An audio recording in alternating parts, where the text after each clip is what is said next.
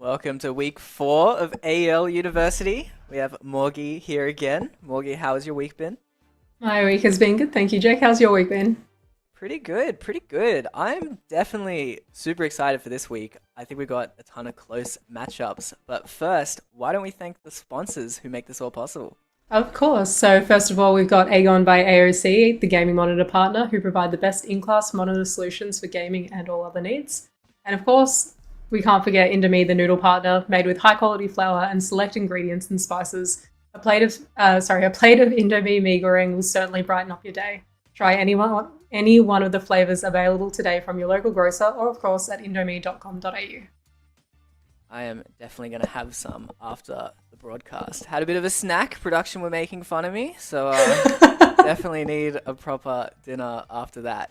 But yeah, let's check out last week's results because I think this week's going to be exciting. But last week was great. This is the standings that kind of led after everything. We have UNSW at the top, but the big surprise was UON taking out Griffith to stay undefeated.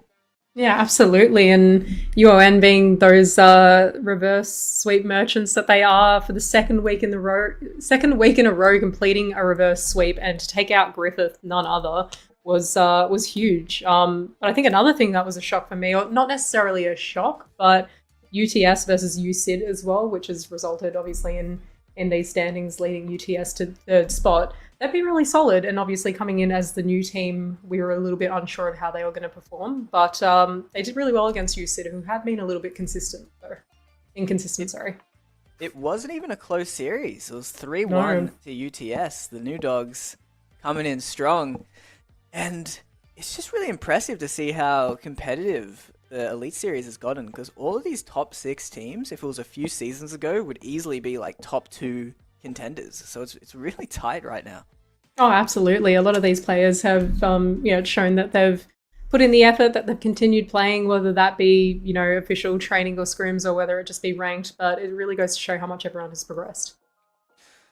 And then the other newcomer, UOM, sitting at the bottom of the ladder. Pretty rough, but they do have a chance to redeem themselves because, as you see, they're going to be our third match of today up against ANU. I always love two teams at the bottom of the ladder going against each other because there's so much pride involved. Oh, absolutely. Nobody wants to continue that losing streak. Both teams, unfortunately, have not been able to secure a win as of yet. So this really is the week of deciders, I guess. Like, this will really split up that middle pack. I know we've got, obviously, UTS and UNSW, which is a matchup as well that I have been so keen to see. I think coming in as such a strong roster, such a new strong roster as well. I'm really excited to see whether they can challenge UNSW. And like you said, ANU, UOM, we're going to decide who will sit at the bottom of the ladder and who will get their first win. USID versus UON. Can UON pull off another reverse sweep? Is it even going to get to that? Can they take out USID early?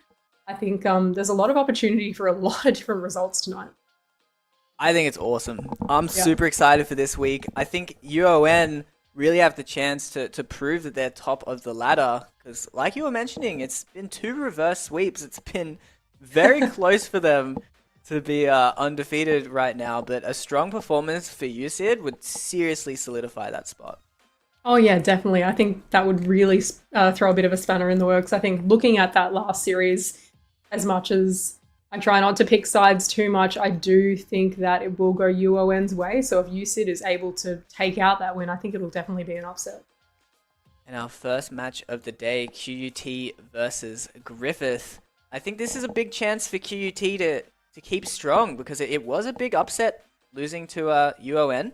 Mm-hmm. Certainly in reverse sweep fashion as well, but that has still been the only series they've lost. So if they take it out here, they'll be sitting pretty good in the Elite Series.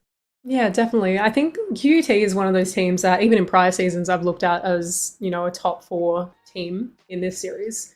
I think that they still have that potential. I think that Griffith have, we've talked about it before. They managed to take out second place last season, but I don't know if they've really proved themselves to hang on to that kind of that level on the ladder this season. So I think it'll be a really tricky ask for them to come up against QUT today. I think it's a massive series for Griffith as well, sitting in 1 and 2. This actually really feels like when it's 2-1 in a best of 7. Where I guess it kind of is, but like if QT win here, they go 3-1 up in the standings, probably guarantee top 4 with that. If Griffith lose, they go 1-3. It's going to be incredibly difficult to get top 4. But if Griffith wins, it's all tied, at least between these two teams. They'll both be sitting on 2-2. So it's a massive, what feels like, even though we're pretty early on in the season, not even halfway yet, a pretty must win for both squads. Definitely. But I think the thing that scares me about this for QUT is we don't have Jacko. I feel like Jacko is a huge factor in this QUT side. I feel like Jacko's got that star factor for this roster even. So the fact that we're missing him tonight, I feel like absolutely plays in Griffith's favour. Well, you've always talked up how you think QT are a great team. Because even though Jacko does clearly shine, they don't rely on him. They certainly, all three of them get involved. So I'm excited. We're underway. Yeah, definitely. I think so long as I'm not too familiar with No Shop here, I think. Let me know if I've gotten that name incorrect, but I'm not too familiar with his playstyle either. So if he manages to fill in Jacko's role, even if it's they're the big shoes to fill, if he can just manage to fill them, I think this team can stay alive.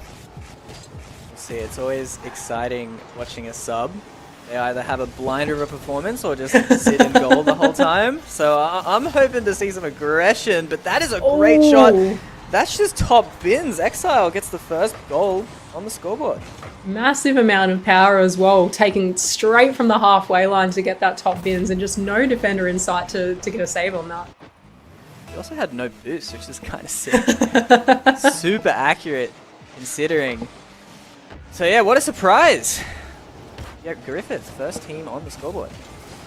Makes me wonder if QT have managed to put in a little bit of training, or to prepare for weeks where they are going to need a sub, because they would be so used to that. Like we said before, with Jacko being that kind of star player, there's still a really good solid trio. So if they're not used to this sub, or if they're not used to the positioning or something like that, it could really throw them off. And Griffith are just off to a massive start. It was a big open net miss for Ultraviolet though. Kind of the classic one because it was kind of on that edge, bounced a little bit higher or lower than he was expecting. That could have been a great chance to go up by 2. Definitely. You see Ultraviolet take the ball up the wall now. Get a really nice clean first touch, but it's blocked by Mac midair. Exile takes it to the corner again. We're going to see a shot from front potentially, just a little bit too high though. Great defense out of Griffith here. They're hanging on. That was dangerous. Offense. QT were looking in the flow of things, but they clear it out nicely. I'm going to see a little bit of misdirection in the midfield, but Mac takes it to the corner. Looks like he was going to go for a shot, but 3 defenders in net to protect. AEST taking the ball to the wall now, gets blocked by Mac. Few demos as well. Counter-attack. Mac almost got passed off to his teammate. QT are getting some serious pressure now. Certainly it feels like Griffith is starting to show some holes in their defense, but still the clean sheet holds strong. Yeah, definitely. I think QT are managing to, like you said, they're managing to pressure really well. They're managing to push the ball really well as well and keep it in Griffith's half for what seems like most of this first match. I think Mac is a lot to do with it. It seems like Mac's putting on a lot of pressure and playing quite aggressively now to try and throw the defenders off. So I think that's a contributing factor right now. Feels like they are missing out on that team play factor. They normally have kind of one player after the other just going for the ball. You can see both front and no trop very far back. Hard to keep pressure and stay threatening when you play like that. Yeah, definitely a deep third man's much more of a defensive way to play rather than aggressive. And they're going to want to step up the aggression now if they want to score and keep up with Griffith, who are now 2-0 up. Take notes. This was an awesome goal from AEST. What a recovery off the wall. Mac did not respect that level of mechanics out of him, and Exile just sneaks it in the far post. Yeah, definitely. Mac definitely not expecting the pass there or the shot to come up from Exile, but nonetheless, we have 2 minutes left. Still plenty of time. I feel like both teams kind of still getting a bit of a feel for each other. Still trying to work out, how to adapt a little bit here. Going to see more pressure come off QT here though. Shot from Mac as well. One goal deficit. Started to bring it back. This was great linking up from front. Great mechanics on that sidewall as well, what we just saw out of ADOS. He shows us he can do it as well. BkWhatOCE stay in game 1. Definitely managing to stay alive. Definitely didn't think this was going to be, either team running away with this series. It was definitely looking like a closer series for the night. So glad to see QT's managed to get a goal and keep Griffith from running away with this one too early. Still a minute and a half left in this game, so plenty of time for QT to get a goal. It's definitely felt like they've had a fair share of possession as well. So if they can figure out how to convert that, I think there's a solid chance. Exile is completely playing around here. Front even ended up getting the big boost. That was a total fail. Yeah, Exile I don't know what Exile was trying to do there with 0 boost. Not really the best opportunity to fake, I guess, but gonna see another demo come out of that. Ultraviolet trying to get the block here, manages to get it through mid. All just going loose now. Keeping the pressure up. Mac intercepts the pass, but he was backwards. Quite able to get the counterattack he was after. Keeps the ball alive, but still QT very sat back. Not picking up the aggression, even though there's only 30 seconds left. They need a goal. I was gonna say, you brought up the defense setting back quite deep just before, and it's all I can see now. The one thing I've noticed is just it seems to be front actually sitting back in defense for the majority of this game. It's not helping them. They don't have yeah, it just seems like they don't have any they're not gelling well. Like, I don't know what it is right now about QT, but they're just not flowing well as a team. It's tough. They do have the sub coming in, but I agree with you 100%. Even there, just at the end, 2 players throwing themselves at the ball, not really in a coordinated kind of way. The third man way too far back. It's definitely a warm-up match. Yeah, there's just, I don't know, maybe it's like there's no tactic, there's no plan. Like, you're right, they're just throwing themselves at the ball for the sake of hitting the ball, not for the sake of actually setting up any plays or anything, which they're going to have to look out for next game, because Griffith are definitely setting each other up and definitely creating plays. Griffith are looking good. It's been a big surprise they were in 6th in the ladder, especially after coming 2nd last season. A massive surprise. Certainly the level of skill has increased in the competition, but Griffith is still absolutely a force to be reckoned with. Oh yeah, for sure. That, if I had not known anything about this series prior, or not known, where teams were standing on the ladder, I would not have guessed Griffith to be sitting 6th on the ladder right now, or QT to be sitting 4th after that performance. I would have thought Griffith, I can't say the name, would have thought GU was a top 4 team based on that performance. I think we have 6 top 4 teams, honestly. Yeah. I think the level of competition is very high. We're going straight into game 2. Players had a bit more of a break than we normally see from them. Maybe QT taking a bit more time to strategize with the sub.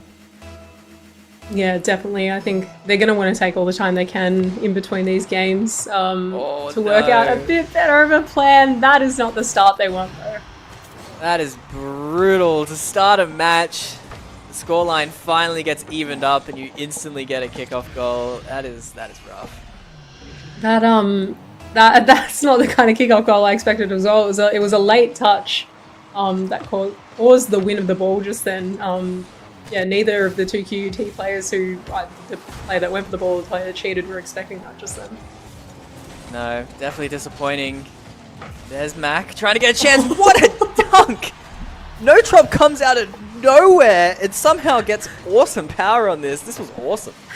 We were calling for a super sub before, weren't we? This is the beginning. Need. I haven't seen that before. That was sick. I don't know if it was all too tactical, all too planned, but nonetheless it's resulted in a goal and evened out this game. We're still super early on though. 2 goals in 20 seconds is one more action than we had in the first game. AEL gets it past a lot of people. Griffith, they want their lead back. Ooh. But here's the counterattack for front. He misses. It sets up Mac. There's no power. Oh, that hurts for both of them. Oh, the execution wasn't there, but I am glad that we're starting to see a little bit more planning. The pass from No Trop, the follow up by front as well is definitely the kind of setup we're looking for. Just the execution a little bit off right now. For both squads, we just saw Griffith on the counterattack have an open net and just sky it to the backboard. Here's another counterattack opportunity. No drops there. Goes high. Both teams playing by the crossbar. That's a big overcommit from third man. Ultraviolet gets it center. Mac is barely back in time. We're seeing so many more whiffs out of both teams at the start of this game than I would have expected. Mac definitely, I feel like it was definitely the right move to go for the push there, but just the whiff is not going to help. You see the ball go back down the way of Griffith, but clear off the backboard from front. Ball's caught in the middle again. Griffith are looking very in control here. Exile sets up Ultraviolet. Decent shot. No drop. On the ceiling. Gets the save. There's some miscommunication here in front. Gets the save. QT under a lot of pressure, but they are managing their boost well. It's going to set up a counterattack, but the pass wasn't quite right. Yeah, definitely, again, definitely the right idea, but No Trop's pass just going a little bit too wide in front of front there. I see ADOS now with a shot attempt, going off the backboard for a double, can't quite get it though. Mac trying to take the ball center, goes for a pass, can't find a teammate though, shot's gone a little bit too wide. That's disappointing because Exile had a great demo to set up ADOS, but he just couldn't quite find the double. Gonna get another chance here, the pass is too soft. Everything is very awkward, so many bumps, so many strange 50s, but Griffith seem to be coming out ahead at the moment, but can't quite score. That's an awkward back pass, it sets up Mac, but I think he missed, no! Oh no, that was the goal QUT needed to get a little bit of confidence going into this next game, if they were able to hold the lead, that is. But yeah, just I don't know what it is at the moment. The touches are off, the shots are off, the saves are decent at the moment, but just neither team really getting the shots on they want right now. Both teams cursed by the crossbar. Even there, Mac, the power just not there. No Trop tried to follow but couldn't. ADOS goes straight to him. It's the post. No Trop backs up perfectly for the clear. Neither team can score right now. No, neither team is scoring indeed, but I will say that No Trop is playing very, very well and managing to keep QUT alive right now. I wouldn't quite call it a super sub performance, but there's been a few saves, there's been a few shot attempts as well. Obviously the one shot that QUT has right now was from No Trop, so doing well to keep up. I think No Trop's the best player on QUT right now. He got the only goal of the game. Has had some insane saves. This is the substitute they needed. Look at him flying through with the confidence, but it doesn't matter. Front's too slow. Counterattack's on. Mac's awkward. Exile gets it center. Mac defending super well. Yeah, definitely got the touch needed to stop ADOS just then, but too much pressure coming off Griffith results in another goal. This is an epic pass from Ultraviolet. I don't know how he had the discipline to not shoot that. But awesome pass, finds ADOS, just leaves QUT scrambling in net, and they get the lead late into the game. Yeah, I feel like after so much pressure, there's a couple of whoops there. After so much pressure, so much time of the ball being so close to net, they were bound to be boost-starved at some point, and exactly what we saw just then, it resulted in another goal for Griffith. Ooh. And another one. Top bins. Everything's working now for Griffith. Front, not the best clear, but no teammates there to back him up anyway. Griffith playing well. I gotta ask, I feel like I'm gonna throw you under the bus slightly with this, but with Griffith playing as well as they are right now against QUT, do you think this would still be the result had QUT had Jacko tonight? Oh, I don't know, because it's been close. Jacko has that star power where just having him on the field, you almost get like an automatic goal per game without trying. So, yeah. I don't know, but certainly, I mean, No Trop's playing awesome. So I blame Mac in front, personally. No, I get what you mean. I do agree. I think No Trop's playing really well. I do wonder, though, if Mac and front are just so used to Jacko that having a different teammate, no matter how well he is playing, has just thrown them off because they're definitely not playing like themselves. Of course. No, definitely having a third can mess things up. It can maybe force the core players into a more aggressive frame that they're not used to. It's, communication is different. It makes a lot of sense they're not at their best, but Griffith have certainly chosen the right week to pull things together. They're looking awesome right now, and they're already 2-0 up in this series. Yeah, absolutely. And you can see how much pressure Griffith really had put on QUT. Just looking at the stats, so many more saves. Obviously Griffith have managed to score more goals out of it, but they're really putting the pressure on QUT in the defense. And you can see Ultraviolet 7 shots, and he had that awesome assist as well. 2 goals to his name. That's a big performance from him. He is kind of the star player to watch out for. Feels like when he's playing well, it does wonders for Griffith. Oh, absolutely. I feel like based on last week's games, we had, I know UON managed to take out the reverse sweep, but Griffith were playing well up until the last couple of games there. And I feel like Ultraviolet really was that star player for them last week as well. Well, he's keeping it up. QUT, they've certainly got to step up, but it's tough. I don't think any individuals need to step up. It's more so just the team cohesion that needs to get to a better level. I definitely agree, but I think that I think that the cohesion was much better that second game compared to the first game, but it just seemed like the thing they were missing that second game was the touches and was the shots. Everything was going wide, everything was hitting the crossbar. I know we started off with a really quick goal for QUT, but none of their goals so far have been tactical or planned. They've been lucky, I guess, in that sense, or have been not lucky, but a dunk. I didn't think the dunk was all too planned, I guess. That's just disrespectful, Morgan. No Trop is carrying this team, and you're just calling him lucky? Not lucky, but cool. not lucky, but not well set up. We're not seeing a lot of passing plays. We're not seeing a lot of mech or anything that some of the teams we know some of the teams are capable. We know QT is capable of some weeks. So I think it's just there's a little bit that's off at the moment for QT right now.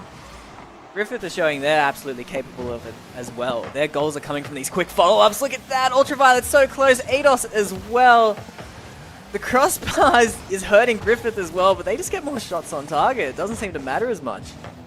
Yeah, definitely. I'm going to see the ball caught in the corner again. No Trop with another block. Managing to really cause a bit of chaos for Griffith right now. I feel like No Trop is doing really well playing that aggressive role, getting those dunks, getting those 50s, and really throwing Griffith out of position. You had a lot more compliments before he will fix it. I'll tell you that. I know.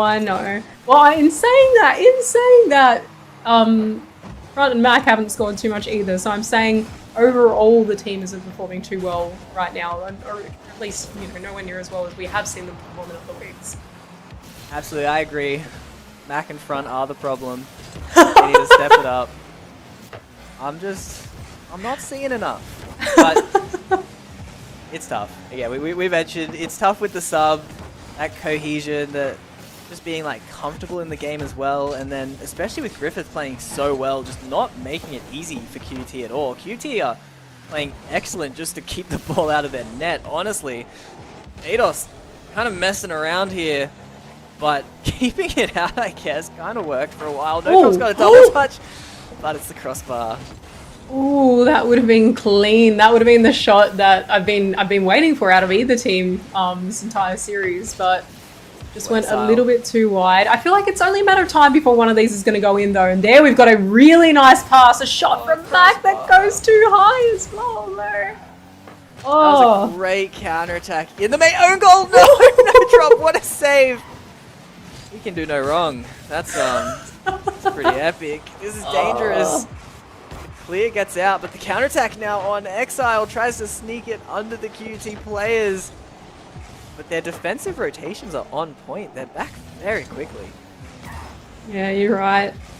But, what's funny to me is it seems like QT is really, they're putting a lot more offensive pressure on now, or they're playing a lot more aggressively now, which is, it's funny to me that they're doing that when they needed to do that when they were down by a goal or two in the last couple of games. But it seems that maybe this being in the lead at the moment has given them more confidence and allowing them to kind of push up that third man position a little bit more, which is, it's definitely helping their rotations right now. You can see it for sure. They're linking up so much better. Exile so close to getting around that ball. Could just be time as well. We're into game 3 on the new squad. They might finally be gelling together. A few misses in the midfield. It doesn't feel like UT are really in the lead. I mean, it's 1-0. It was off a kickoff goal. 0 seconds into the match. Griffith have felt absolutely in control, but they can't quite score. Yeah, I guess, you know, honestly, it's QUT really are fighting for their life right now. Like, I get what you mean. If I hadn't seen the scoreboard, I would have thought that GU was up at the moment. But yeah, that kickoff goal at the start definitely helped, and QT have done really well to hold them off for almost the entirety of this game. Their defense has been fantastic. They've been so quick to get back. You can see even with this counterattack, runs back, although almost got bumped there. Exile very patiently waiting. Gets bumped off the ball though. Mac gets it to Notrop. You can see the passes finally starting to connect for QUT.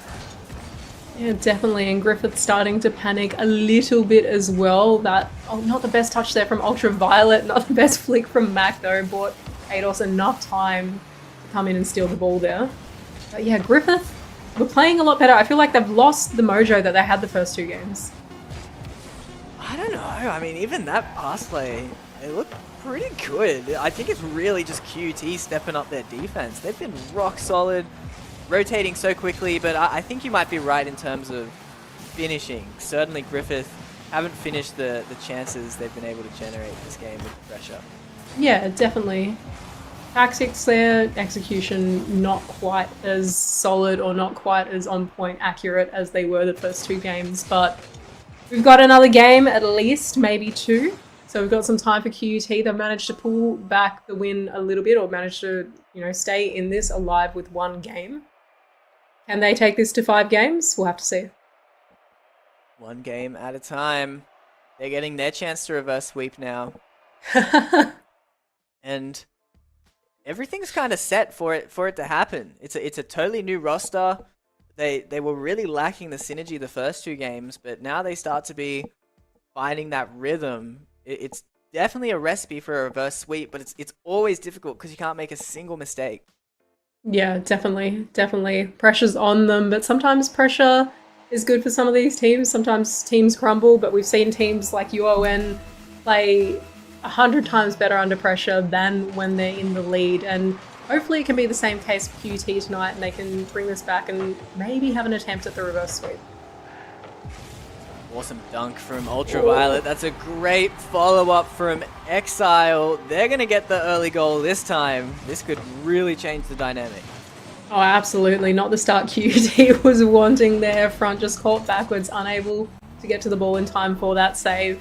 But I think QT would have a bit of a bee in their bonnet at the moment. They don't want to go out of this series 3-1. They want to take this to game 5. They want to put up a challenge for GU. So I absolutely think that they're going to put in their all into this match. They've got plenty of time left. It was strange that we didn't get an equalizer last match with just how much aggression both sides have shown. Uh-oh. Ultraviolet sneaks it under the defender and makes it 2. Oh no, that is a massive, massive pass from ADOS as well to get that to Ultraviolet. Perfect angle off the corner of the car. Send that ball straight into net, unable to be challenged by any defender. 2-0, that is a disappointing start. Still so much time left. QT just have to keep a level head. Remember how well they played in that 3rd game, what made it work. And that goal is gonna help. Notrop just gets a goal. A great pass from front.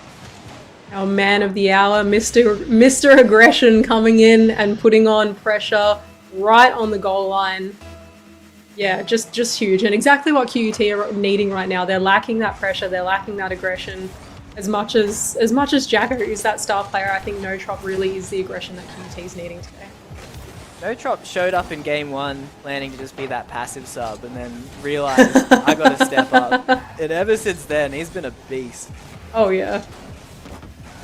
Oh yeah. Sometimes you just have to throw yourself at the ball. Sometimes you just need to put on as much pressure as you can, even if it's just to throw off the defenders in net. I think it does wonders to rush the ball a few times. See how Griffith go. Oh, Great setup, sets up Exile. That's a bad miss though. That was completely open. That was also kind of a rough miss for Ultraviolet. Not as open, but certainly Griffith should have scored off that. Oh, this is super dangerous. AEST, great recovery though. almost a very, very nice double from Mac, but he was lacking boost right at the end. I think a smidge more boost and he would have had that double. Would have been a great confidence booster for Mac tonight after a few missed shots in a row. You see front, try and clear the ball in the corner, gets it to no Trop. He can't get the shot off though. No, not quite. Here's Mac. Looking dangerous. Bit low on boost, but it doesn't get the flip. That could have been it. It looked like he was going to for a second there. That would have been another huge opportunity for Mac. I feel like he's had a couple, honestly, in the last 30 seconds. So, you know, only a matter of time before something sinks in. Well, this is looking good for Exile. Oh, faked himself, I think. Oh! But AEST, what a dribble! Dunks everyone to find that goal. What was that? I think No Trop hesitated just a little bit too long there. Front came in from the sidewall trying to clear it, but AEST just absolutely dominating, pushing through everybody to send the ball into net. AEST is looking so confident in this series. The most confident I've seen him in a long time. Just playing so aggressive, finding these opportunities, getting back in defense as well when needed. Having a great all-round performance. Yeah, absolutely. Well, unfortunate for QUT there. We had a demo. We had some setups occurring, but all unable to go in. Still 2 minutes left though. Still plenty of time. No Trop going for a pass, but no teammate there to receive it. Ball's going to get caught in the corner again, over front, but Mac's there for, to defend. Here's Ultraviolet, misses. That was rough. That was a big chance. Griffith still kind of a testament to how good their offense is, just how many missed chances they've had. If they could hit their shots, they would be absolutely dominating. Mac, decent air dribble, but it's tough to beat so many people. Oh, for sure. Massive pass. Oh, no. Massive pass, but great defense as well. AEST with the block as well on the sidewall. Manages to send the ball all the way back down QUT's end. Pass to No Trop on the wall though. Great touch. Gets the first touch. Going for the demo, I think. But no teammate there to collect the ball afterwards. Griffith had given QUT a taste of their own medicine. QUT's defense was so good last game. They were rotating back so quickly. And now it's Griffith's turn. They're starting to park the bus already, and why wouldn't they? A minute left, 2-goal lead. They can keep things together. They'll be causing the upset. 100%. 100% they have the opportunity to cause the upset here, and it's looking more and more likely as the seconds tick down. See AEST go for a shot, can't quite get it.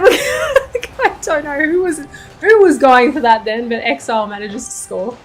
What a beautiful goal. All three players getting involved. Awesome high passes. QT scrambling, just cannot catch up to the ball. I feel like we can see how much confidence QT has lost after last game. I feel like getting that win, getting that 1-game win was huge for them going into this next game, but they've just, with every goal that's happened, we can just see them slowly retreating back into defense, retreating back into that deep third man position and not pressing up as much. Not getting as many opportunities on goal either. They showed their potential. They certainly played very well when things were flowing, but you're right, just struggling with that consistency, that teamwork. Griffith with the solid core roster gonna take this out and even up the leaderboard. Both teams will be on 2-2 moving forward now. Interesting. We're gonna, again, like you said before, we don't have a top 4 teams. We have sorry, we don't have 4 top 4 teams, we have 6 top 4 teams. And a game like this just really goes to show how Griffith may be sitting in 6th on the, they were sitting in 6th on the ladder, sorry, going into this week, but that doesn't necessarily mean anything when they're coming up against other teams of an equal caliber. Look, if QT, they'll have to think about that loss. It's certainly a tough one, but we will head to a break. We should have an interview coming up with a player from Griffith, hear how they're feeling.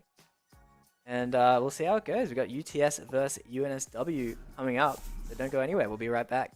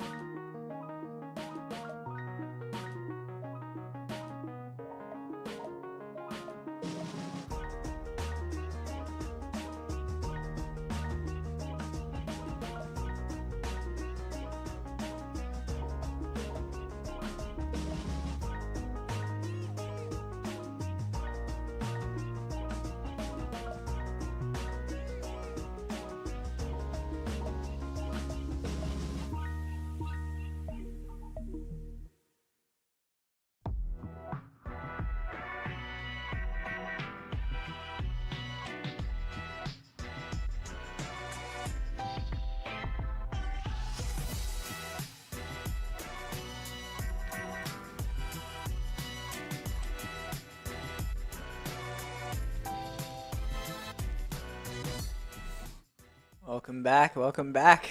We just had Griffith take out QUT, trying to get back to winning ways. And we have an interview with Ultraviolet to hear all about it. How are you feeling after that win? Very good, very good. Had a bit of a shaky start, but this is a huge win for us, so good. Yeah, definitely. It's solidified positions on the leaderboard a little bit more. Is this was it the result you expected today? Yeah, we're hoping to aim for the sweep to get more higher up in the leaderboard, but I guess we we stuffed the kickoff on that game 3, so but yeah, 3. I'm happy with the 3-1. Have you been focused a bit more mid-season after a bit of a humbling start to make sure you stay strong? Yeah, we have. We've been trying to set up tactics and get chemistry up between us 3, and yeah, just sort of improving ourselves. Hopefully, we pick up the season a bit more at the towards the end.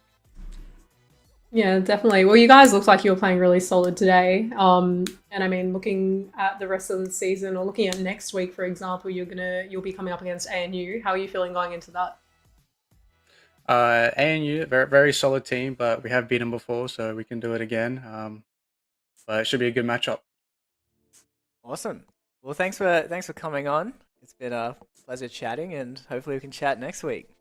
See you next week, guys. See ya. They're very chill. I'm surprised how high their confidence was after a rough start to the season. But I was looking at the schedule, and they had a rough start for sure. They've played against all the tough teams. They've got UON and UOM left. No flame, but bottom 2. So they'll if they stay strong, they're definitely top 4 contenders. Yeah, definitely. I think if they play, like you said, ANU and UOM to come, if they play how they did tonight, I think they're in for a decent shot at getting a couple more wins under their belt and going a little higher on the ladder into the rest of the season. So fingers crossed they do well. Keen to see how they play in coming weeks.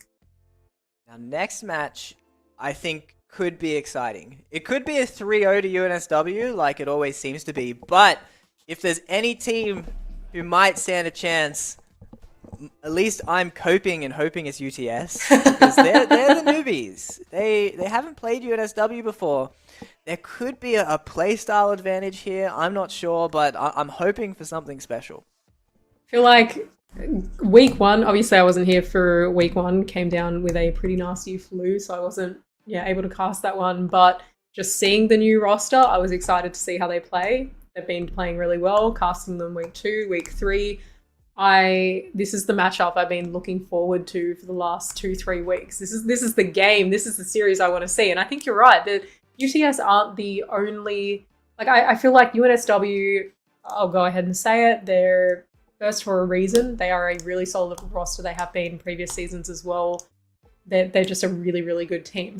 We have a couple of teams that are sitting around that 2nd, 3rd, 4th position, UTS being one of them. I could name a couple others, UON being another. But in saying that, I think UTS have that new roster factor, and I'm really keen to see if they can shake up UNSW. I think they're going to take a game. Can they take the series? I'm not sure. I would love to see it. But I think they're definitely going to cause a bit of a stir tonight. It shows how impressive UNSW are that even a game off them would be somewhat noteworthy. They are crushing it. They absolutely have everyone's number in the league. They just smash everyone season and season in and out. But yeah, UTS are a wild card. UNSW aren't used to them. They've been showing a lot of respect as well. It was Diggs who was the first player actually to say hey, UTS are actually the real deal. So yeah, I don't think UNSW will be overly confident going into this. No, and I don't think they'll be taking it too lightly either. Like we saw, I know it was super unfortunate last week that the University of Melbourne, or UOM, who are currently sitting last on the ladder without a win, did come up against UNSW last week, so I don't blame them for going another week without a win there. But, we saw in that first game that UOM did manage to challenge UNSW a little bit, but I think UNSW were taking it easy. They were having a bit of a mess around. They were warming into the series really slowly. I don't think that's how they're going to approach tonight. I think that they are worried about UTS, and they should be. Well, UNSW still haven't dropped a single game this season. They are crushing it. Yep. So that is why it would be noteworthy for UTS even to keep it close. So we'll see. I'm definitely hoping we see UNSW sweat though. Yep. Yep. It's going to be interesting. I don't think it's going to be a sweep tonight. I think they're going to, UTS is going to at least take a game off UNSW. I think they're going to catch them off guard. I think it might just be a game. I think, honestly, UNSW, they are that really well-adapting team. They know how to rotate. They know how to play around one another. They know when to push. They know when to defend. They are a talented, well-experienced team. So I think we'll see a game off them. I think UNSW, you're right, though. I think they're too solid. I think they will get the series in the end. I think it'll be a sweep as well, honestly. Even looking back, UNSW have kind of been not taking a few games too seriously, and they're still completely dominating, not dropping a game. They've got their core roster ready to go. I think UTS are going to have to find a new level, but I'm really hoping for it. I really am. Yeah, definitely. I reckon 3-1. 3-1 is my honest call going into this. I think there's a chance, and I think that there's an opportunity for UNSW to be shaken up here. I think UON is another team that could potentially cause a bit of an upset for UNSW. I don't think they're going to go this entire season completely untouched. So I'm keen to see maybe this be the start of that. I mean, UON, two reverse sweeps. I don't think they're particularly feeling like an undefeated team, despite being 3-0 at the moment. Yeah, we'll see. UNSW just super impressive, but it still is early days. It's been 3 series, but I wouldn't be surprised if they keep going without dropping a game. But I want to see UTS take this game seriously. Already, one of them is running a bit late, which is not looking too good for them. Yep. UNSW all practicing in the practice lobby right now, so we'll see. We'll see. They are, definitely warming up quite a bit here. But as we can see, we've gone back to have a little look at the standings now, which I believe this is updated. So we've got QUT now sitting in 4th and Griffith sitting just below them in 5th, despite the win just before. So they didn't quite change anything really at all, but I think it is definitely going to have ramifications down the line, especially when we get to the end of the season with those tiebreakers. It's going to be a big deal, but still, as you can see, super close standings we have this season for AEL. Oh yeah, absolutely. Every series counts, every game counts, every goal counts at this point when differential comes into the mix. So I think that series win for Griffith, despite the fact that they're still 1 spot below QUT right now, could really matter later on in the tournament. And we can see UTS sitting at 2-1. So if they lose here, they get 3-0'd. They'll still be top 4 actually. They'll be completely tied with QUT. So not as much ladder movement as you'd probably hope for, but again, I think it'll really matter down the line. Oh yeah, definitely. And of course, if UNSW manage to take out the win, nothing changes there either. They will continue to sit pretty top of the ladder, as per usual. It does seem with this roster. But again, I know we joke around a lot about UNSW, but they are that top team for a reason. They're strong players, they're mechanical players, they're experienced players as well. You know, like we see some of these rosters having players that, you know, haven't competed before, they haven't got that experience, and that experience can really matter when it comes to, I guess, even just calming nerves is one factor I think of. Showing with the ladder as well how important this week's going to be for UCID as well. If they lose, drop down to 1-3, our top 6 could quite quickly become a top 5 if they don't get their act together. Yeah, definitely. And I mean, you know, we're talking about ladder movement. We will see some kind of ladder movement tonight. Oh, actually, no. Hold on. I take that back. I was going to say ANU UOM, but it'll at least be a little bit more solidified. They are currently sitting same amount of wins, same amount of losses. I get that ANU is slightly above them due to game differential, but if UOM managed to take the win off ANU, we're going to see a shift. If ANU managed to take the win, then yeah, it'll be the same, but it'll be the same with a series differential, which is more important. There'll be a different number on the screen, which is very, very awesome. No, I mean, it's also just the pride involved, right? Because you don't really feel like you're above a team when you are relying on these kind of tiebreakers to outrank them. It's really being significantly better on the scoreboard is what these teams are after. Oh yeah, absolutely.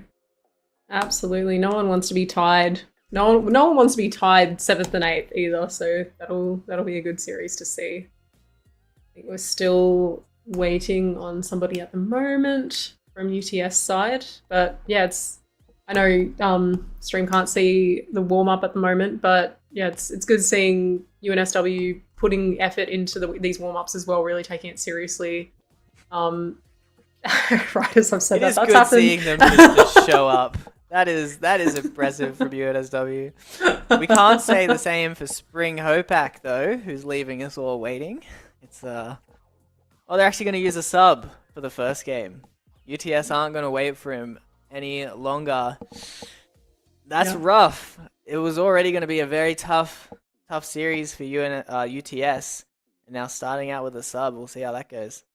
Not just starting out with a sub as well, but starting out without Spring, who, you know, like we said, this roster's a new roster that we've seen in prior weeks. I think both of us have acknowledged that Spring Hopak is a really talented player for the side.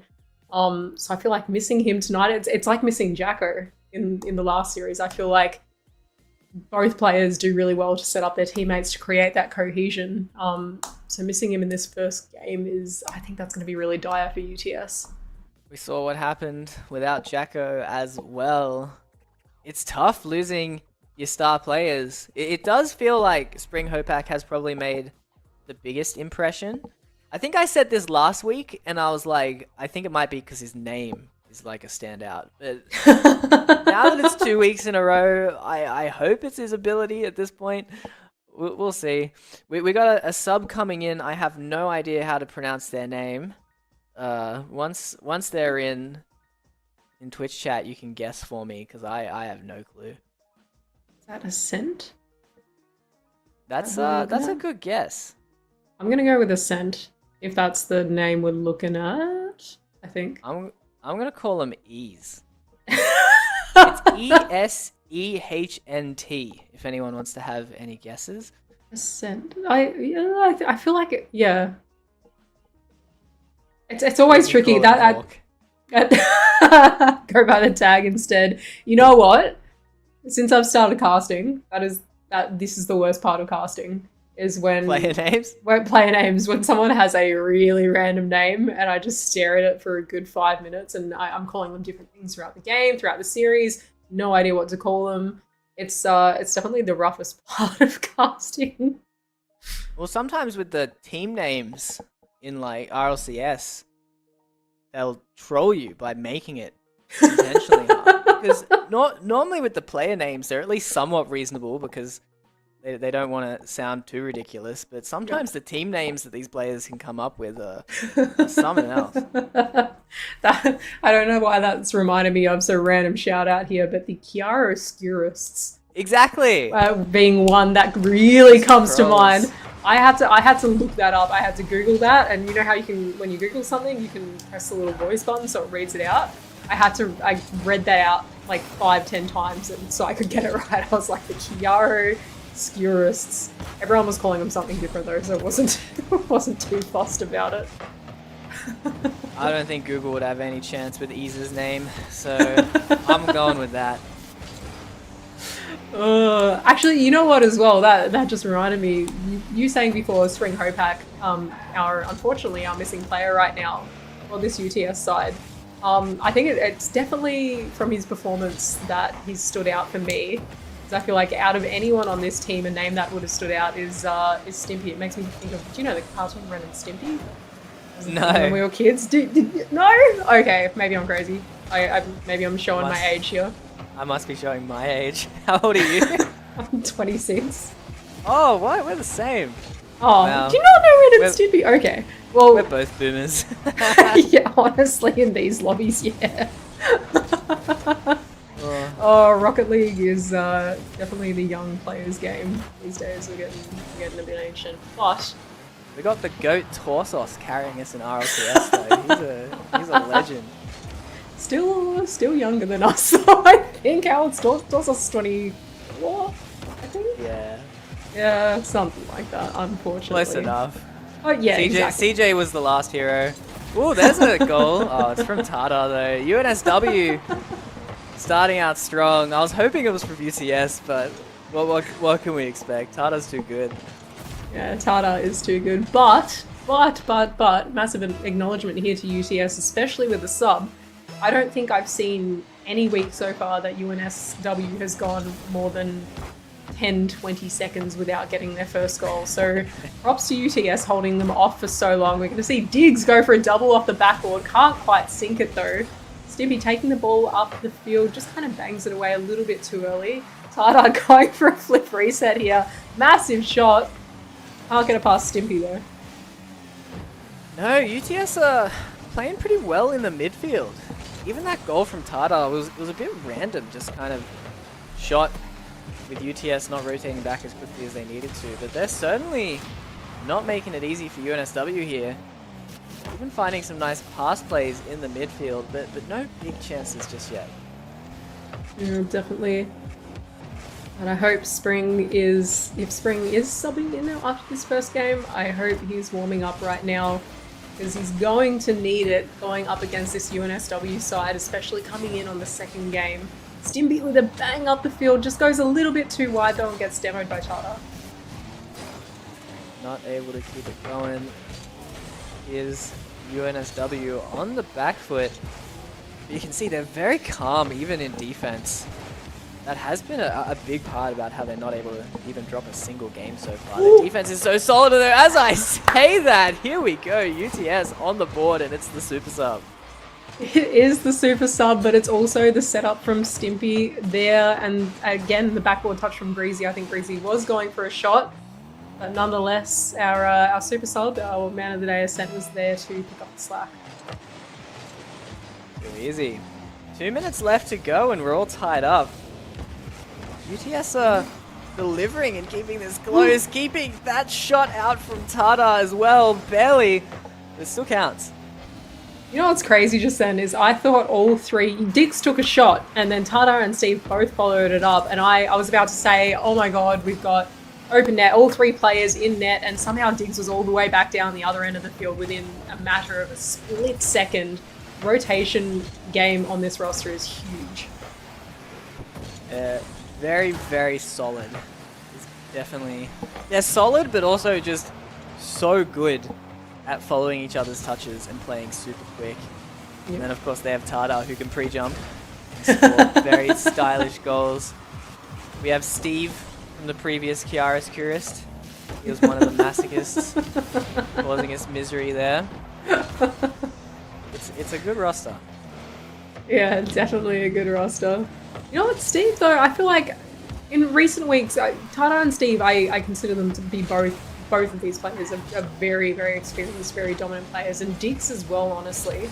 But I feel like star of the show the last few weeks has been more on Tata than anybody, and Steve I've seen perform better in the past. I'm not saying he's performing badly at all, but I've just seen a lot more mechy shots, I guess, out of him in the past compared to how we've seen him play the last few weeks.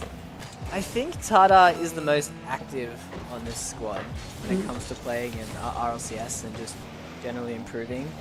Because you're right, especially when these guys formed, Steve and Tata were both exchanging awesome goals left and right, but it feels like Tata has really elevated his game every single season and developed into that star player.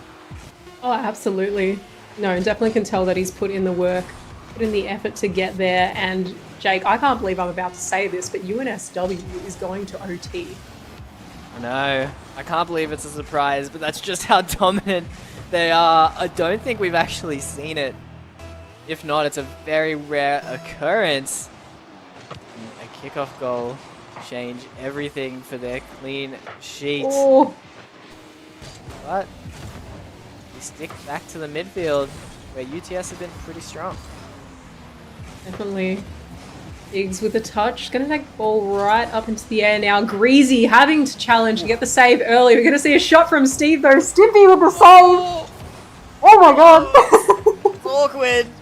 UNSW are very calm though. They're just sat back. Very characteristic of how they like to play. Steve is actually AFK. He's just sitting on the goal line. This is actually a 2v3. And a big miss! Ease gets the goal. UTS get the first game win against UNSW of the season. Look, I'm not gonna say it was a 2v3, but yeah, you're right. Steve was AFK. I don't know what happened there. Maybe the controller cord got pulled out or something. But that is huge. That is massive. I can't believe it. I can't believe we've seen UNSW drop a game after the way they've been performing all this season. But you know, like we were saying earlier, if there was any roster that was going to do it, it was going to be UTS. I can't believe they're still subbing Ease out. Ease just got the game winner. He played so well. I mean, surely you leave, Spring Hopak on the sideline. Tell him to get some popcorn and watch Ease carry. That's surprising. But we'll see. I saw Steve drive forward right at the end. So technically, UTS only scored once Steve was back. So very honourable victory. True. Although it does look like Steve is lagging quite badly right now. So I think that is why he's gone AFK. You can see the ping there was looking pretty awful. So I can understand why that would have been a little bit hard to play for them, and definitely not the way UNSW was wanting to lose a game off the back of a technical issue as well. We're about to see why UNSW are so solid as a roster, because they're going to be bringing in Kazi, their sub. And if Kazi was on any other roster, he'd probably be their best player. Kazi's a beast. He's an animal. And just plays that crazy sub, doesn't care, ball chaser mode. And it works awesome. Oh yeah, definitely. I think I actually casted one of the games last season where Kazi did sub in, and I was surprised that he wasn't on the main roster. And then it makes sense because of Steve and Tata and Diggs. Not makes sense, but I can understand that it's hard to pick a sub out of those players. And you're right. If Kazi was on a different roster, he would be on the main roster. So I don't think UNSW bringing in a sub right now is going to let down their gameplay. But interesting to see that we're coming in with essentially two completely different rosters into this second match, or not completely, but we've got a sub on both teams, or a different player on both teams. It's going to be a strange one. Brand new squads for both teams. Don't know what to expect, but UTS starting out strong, getting the first game win. UNSW going to have to get things together. Yeah, exactly. I think that cool, calm, collected kind of demeanor may be a little bit dangerous for them sometimes. It's definitely good to keep your cool in high pressure situations, and I think they're the roster that does that really well. But when you're too calm and you're losing games, I feel like they're going to need to step up their intensity. I think so too. But like we're talking about, Spring Hopak has been potentially their best player. I mean, certainly if they win here, it's going to be very impressive. So we'll get to see. Ha! Yeah. We will see. Sorry, our admin is not happy. I was making fun of him because of reasons, but we'll reveal it later maybe. All good. Hopefully we won't be too much longer going into this one. Yeah, subbing out two players or subbing out a player from each team. Unfortunately, you guys are going to have to sit tight for a little bit longer. But yeah, not the sweep, not UNSW's first non-sweep of the season. I don't think they're going to be too happy about that. No, it's certainly frustrating that it was off the back of Steve lagging as well. We definitely can't forget that. That's yeah, it's ruined their clean sheet. But we'll see if they come back with a vengeance. Maybe they'll just absolutely slaughter them in the next 3 matches. I feel like they'll definitely be trying to, and you're right with Kazi in for these next few games. I think that it will step up the pressure, it will step up the aggression and the intensity. I think Kazi is the player to do that for this roster. Yeah, it's going to be interesting to see how this goes. The players are joining the match, ready to go. Kazi says hello Stimpy, so we've got some friendships in this match here. Good fun. I have to see it. Spring was AFK for the first 8 seconds there. Not the best start as well, or Spring wasn't moving, which isn't necessarily a good sign either. But all players now fingers on the accelerate button. That's good. We've got some gameplay happening, got some action going. Spring's got some big shoes to fill. He's is waiting on the sidelines, ready to carry. So he's got to step up. Oh, that's not a good start. Diggs, super quick. Just a classic UNSW goal. Yeah, not quick enough.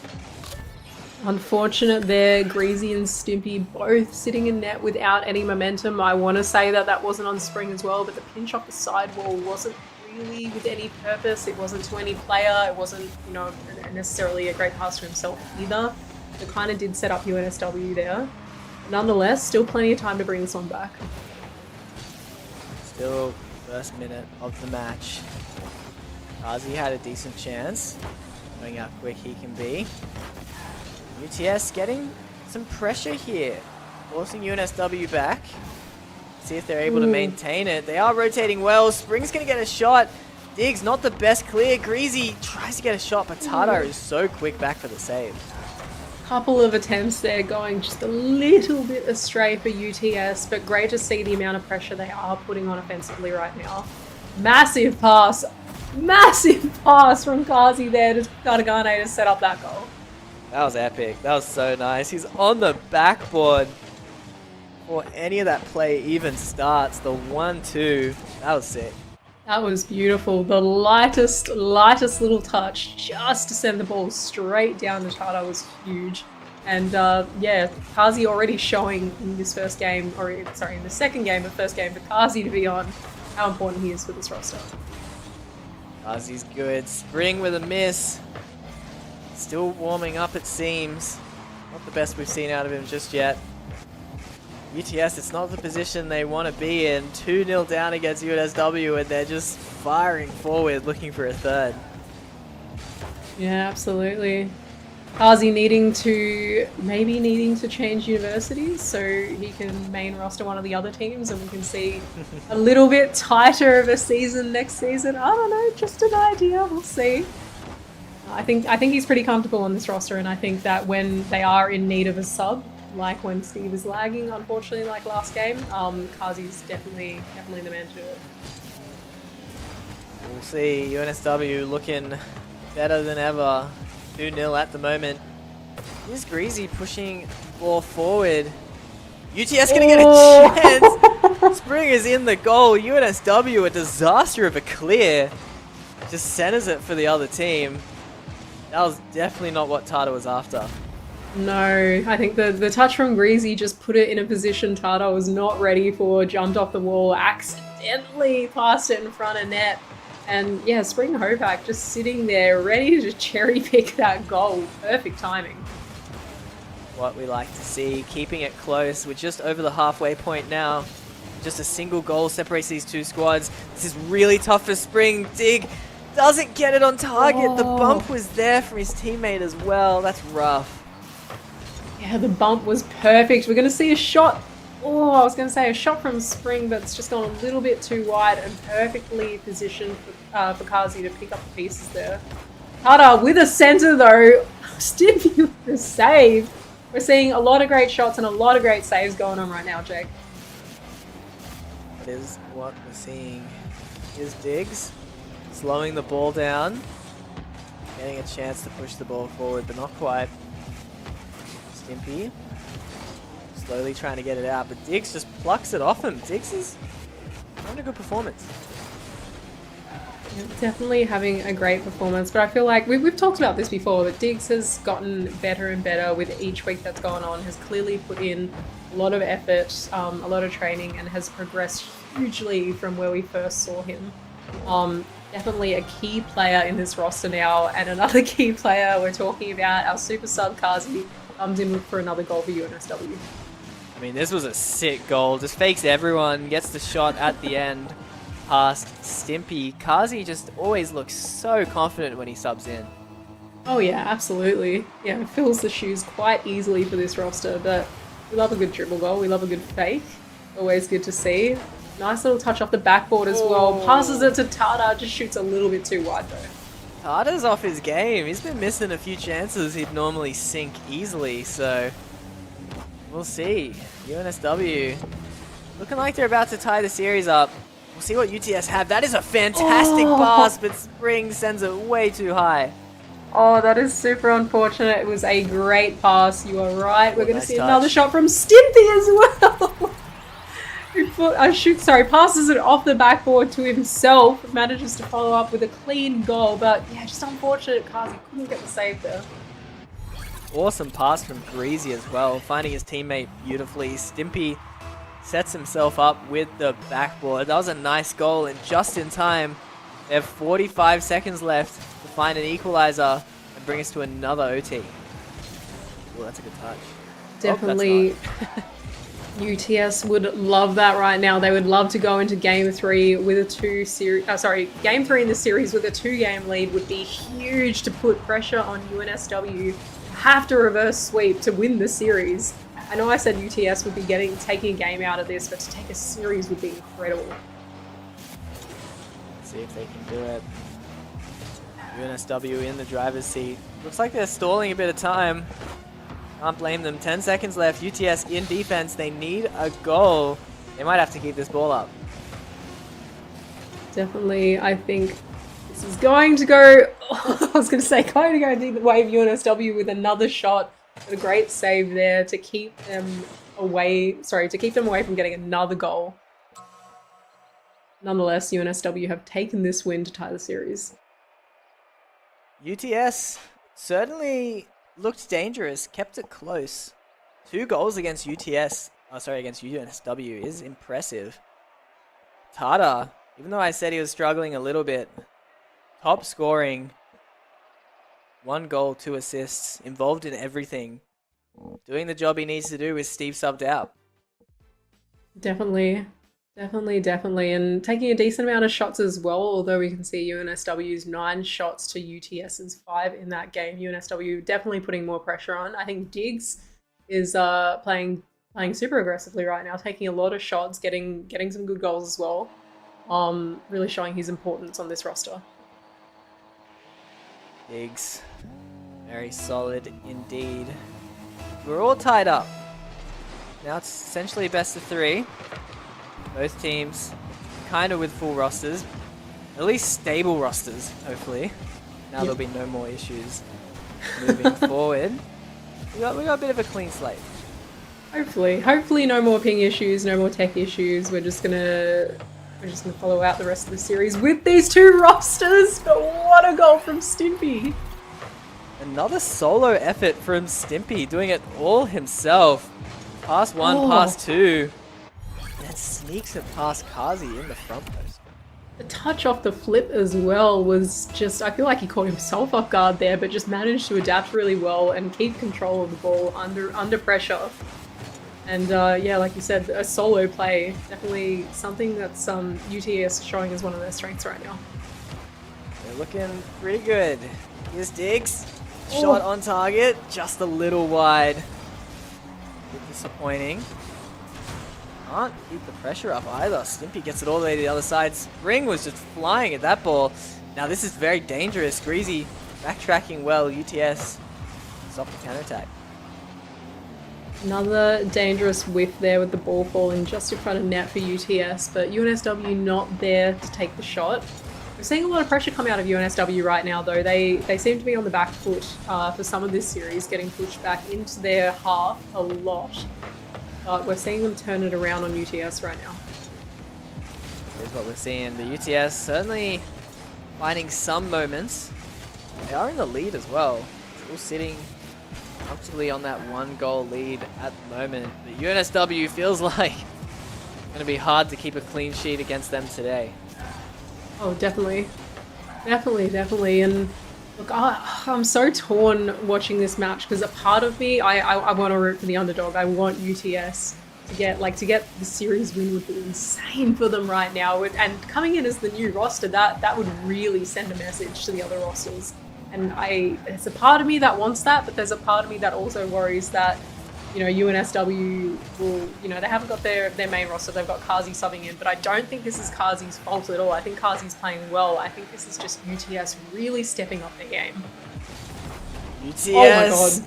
Whoa, what a save. That looked like the ball was completely in their net, but not quite.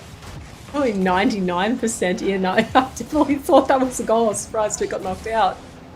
You see Tata now with an awkward touch. Oh no! Oh, Diggs. no! Oh, that's rough. What a shot from Stimpy, though. Oh no! Just barring out, but it doesn't matter. Tough spot for Diggs. And the lead is extended to 2.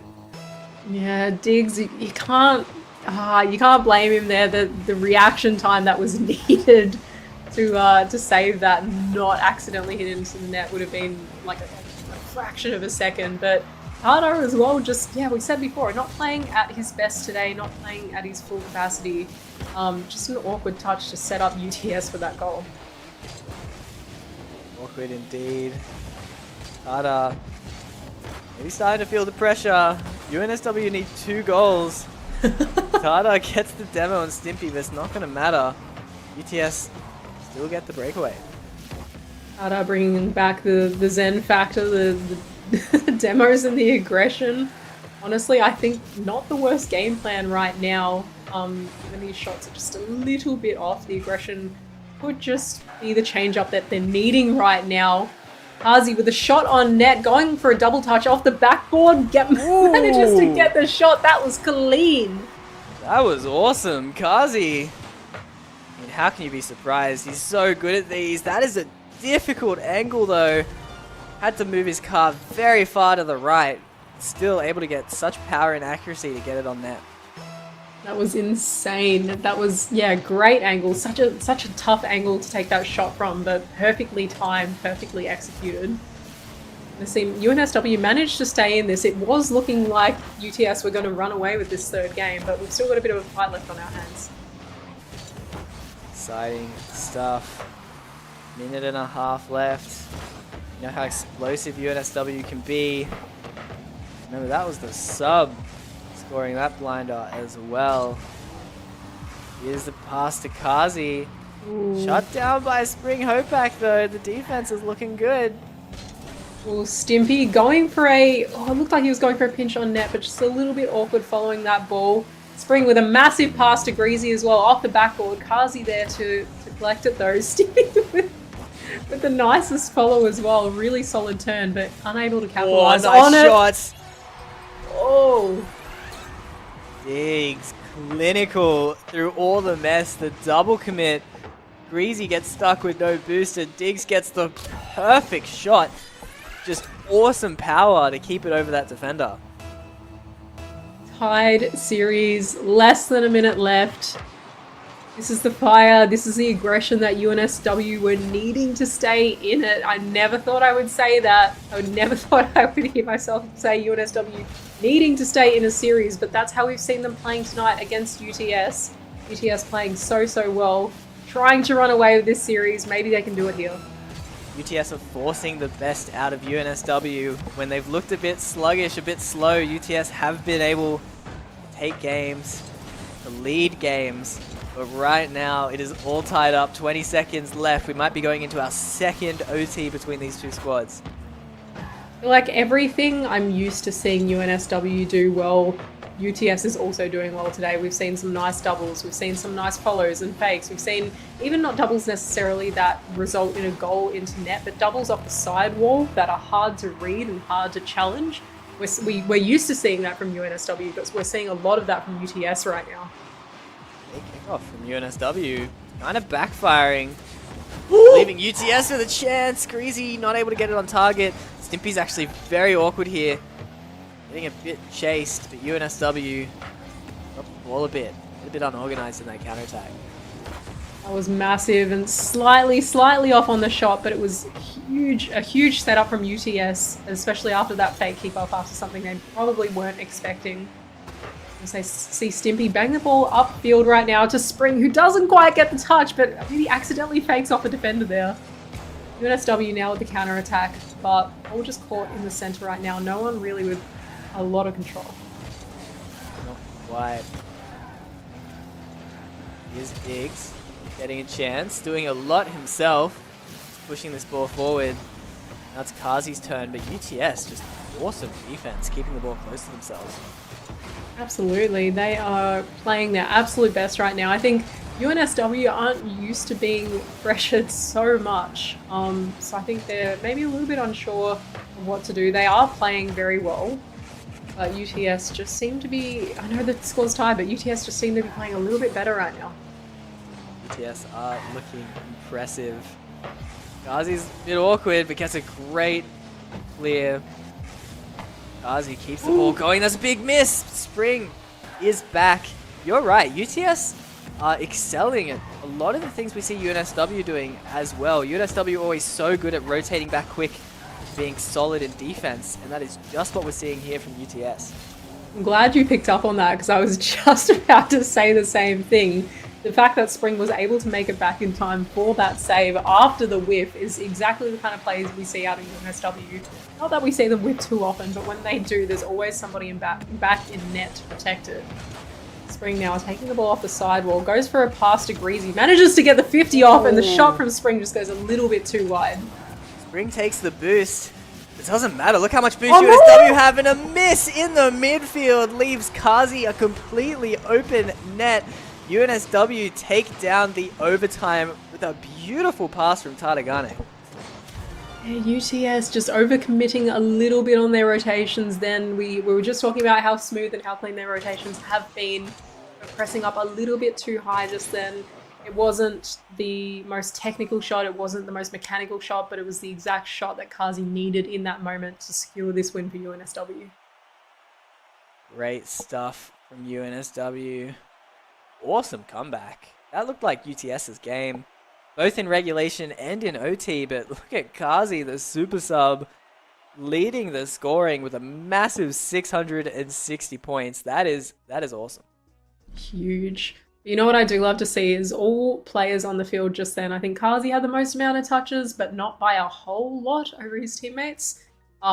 Similar kind of thing for UTS is there's no one clear player who's dominating the field or who's getting the most amount of touches on the ball or is controlling the plays. I think every single player on this field right now is looking for as many opportunities as they can get to pass, to shoot, to save. They're all playing out of their minds right now. Impressive stuff. Heading into game 4, UNSW, the first team to break away to get to that match point. That's a big miss from Diggs. They got to stay sharp to close out this series. Absolutely. We're going to see another shot off Greasy. Spring going with the follow-up. A little bit awkward right under net though. Stimpy with a huge block in the corner. Gets another 50. Passes it to Greasy. Can't get the shot though. He's sitting a bit too wide. That felt like it really could have been a goal. Very, very close. UNSW are definitely going to feel fortunate after that one. That looks like it's in. Spring Hopeback barely back in time. Greasy almost gets faked out, but does get the touch to clear it to the corner. But the pressure's still on. Diggs with the fake. No one from UTS has any boost, but they're still keeping it out. Yeah, you're right. I feel like I'm watching a grand final right now, Jake. This is like the most intense series we've seen yet, I reckon, or the closest novelist. Obviously, it seems like a battle of David and Goliath. It's a 1v2 kind of team right now. But I don't know. It's kind of hard to pick who's sitting first and who's sitting second when they're both playing like this. They're both playing awesome. And I mean, we're getting rewarded. Oh, this is an awesome chance for Diggs. Whoa. Off the belly of his car, just not able to get the angle. No, UTS have absolutely delivered. We said they might be the team with a chance to take out UNSW. UNSW do have a sub, but honestly, Ghazi's playing the best out of anyone. So I think this is massive props to UTS, but they do have to win this game to stay in this series. You're right, they need to win this game to take this to Game 5, to take this series to its full length. Maybe we're going to see another OT. I wouldn't be overly surprised if we did. Greasy now taking the ball to the sidewall, gets the pass to Stimpy, passes back to Spring Hopak. Massive 1-2-3 team play, but they can't secure the goal. Fantastic shot. Oh, Able to secure the goal. The follow-up almost there. UNSW scrambling. Scrambling is good enough for now. Spring, he's coming in quick. Tata gets a great touch. Stimpy, the shot is way too slow. So many chances here for UTS. Back in their own half now. Defending. Back and forth game. Still 0-0. A decently even amount of shots and saves, and obviously even amount of goals right now as well. But it seems like it's UTS's game. It seems like UNSW have been really pushed back into their half. They're getting a lot of defensive pressure put on them. UTS are setting up a lot of shots, going slightly astray or getting saved. But there's a lot of intensity in this half right now. Some intensity, for sure. They're only going to build as the time ticks down. Remember, the main pressure is certainly on UTS. The series will be over if they can't win this one. Oh, it's a good shot. That is... that is not where I expected Tata to be right then. I feel like Tata was just in the right place, the right time for that one. Diggs and Kazi both sitting closer to UTS's net than any of their defenders, and Tata just with the lightest touch to send that ball into net. Tata makes it look effortless, makes it look like it was just right place, right time, but that is just his game sense. He knew exactly where that ball was going, and now the follow-up with the pass to Diggs makes it 2 off the kickoff. When it rains, it certainly pours. An instant second goal from UNSW there, an instant follow-up from Diggs to secure them a second goal and put them up 2-0 with 1:44 left is huge for UNSW right now. Tough for UTS. It's been a close game, 0-0, but suddenly needing 2 goals with not much time either. It's a big task, and UNSW are just looking more confident now. Yeah, they are, that's for sure. I feel like having the lead, feeling kind of in the position they usually are in any other series or any other game. This is their bread and butter. This is where they usually sit. They know how to park the bus. They know how to hold a lead without letting the foot off the accelerator too hard. We're going to see another goal from Tata to put them up 3-0. It's looking like game over for UTS. It is, isn't it? UNSW stepping up with the sub. Making 3 in a row, it seems. UTS, they're going to need a few kickoff goals to stay in this, but there's still technically time. It's a good kickoff to start. Diggs gets bumped out of the goal as well. Follow-up is there for Greasy, but Spring bides his time and doesn't get rewarded for it. Wouldn't be the first time I've seen a team go down after having a 3-0 lead with a minute left, but UNSW would really have to fumble the ball right now to lose this lead. We're still seeing shots off them. We're still seeing a lot of pressure put on UTS in their half. Maybe a shot here, but Tata there to save it fairly easily. Tata, great job. It is crazy off the backboard. Spring not able to get the ball around. Time is ticking down. UNSW are hanging on strong with their defense.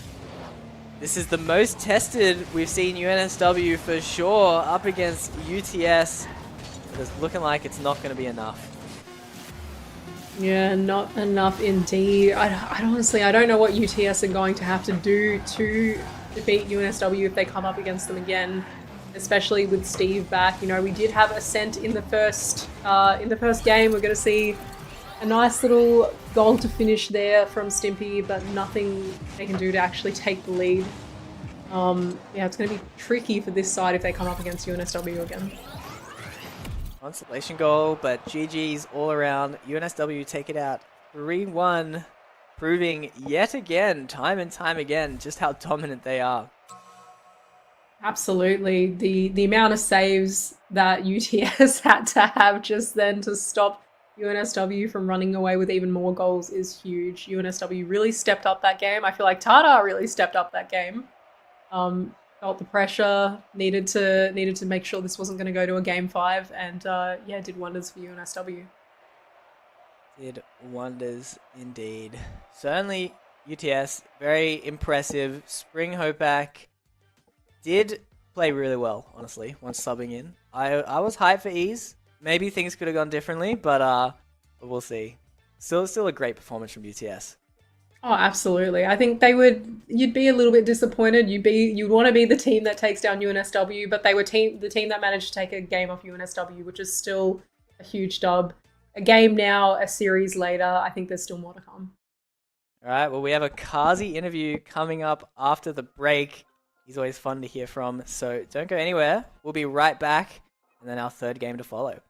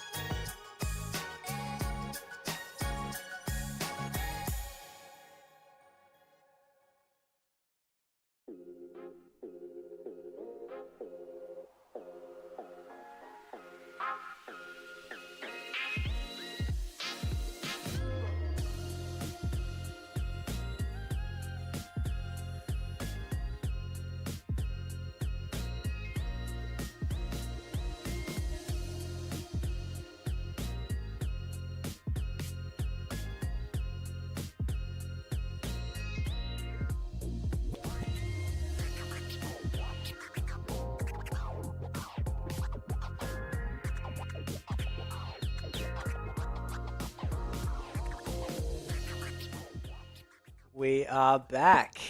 We just had UNSW showing that they can bleed, losing their first match of the season, but not after Kazi subbed in. And he is the one we get the pleasure of chatting to today. Kazi, how you going, man? I'm good, thank you. How are you guys doing? We're good. Yeah, not We're too good. bad. How'd you feel subbing in for UNSW? It's been a while. Look, so what happened was I was taking my wonderful nap, and then I miraculously woke up to a text from Tatakan, and he was like, "You on?" I'm like, "I'm always on." And then I hopped out of bed, and then I subbed in, and then we won. So that's what happened. It was good to play again. I have like 15 minutes in the past 2 weeks. Because I've not played since RLCS, but yeah, it's great to be back on the pitch. I had a great time.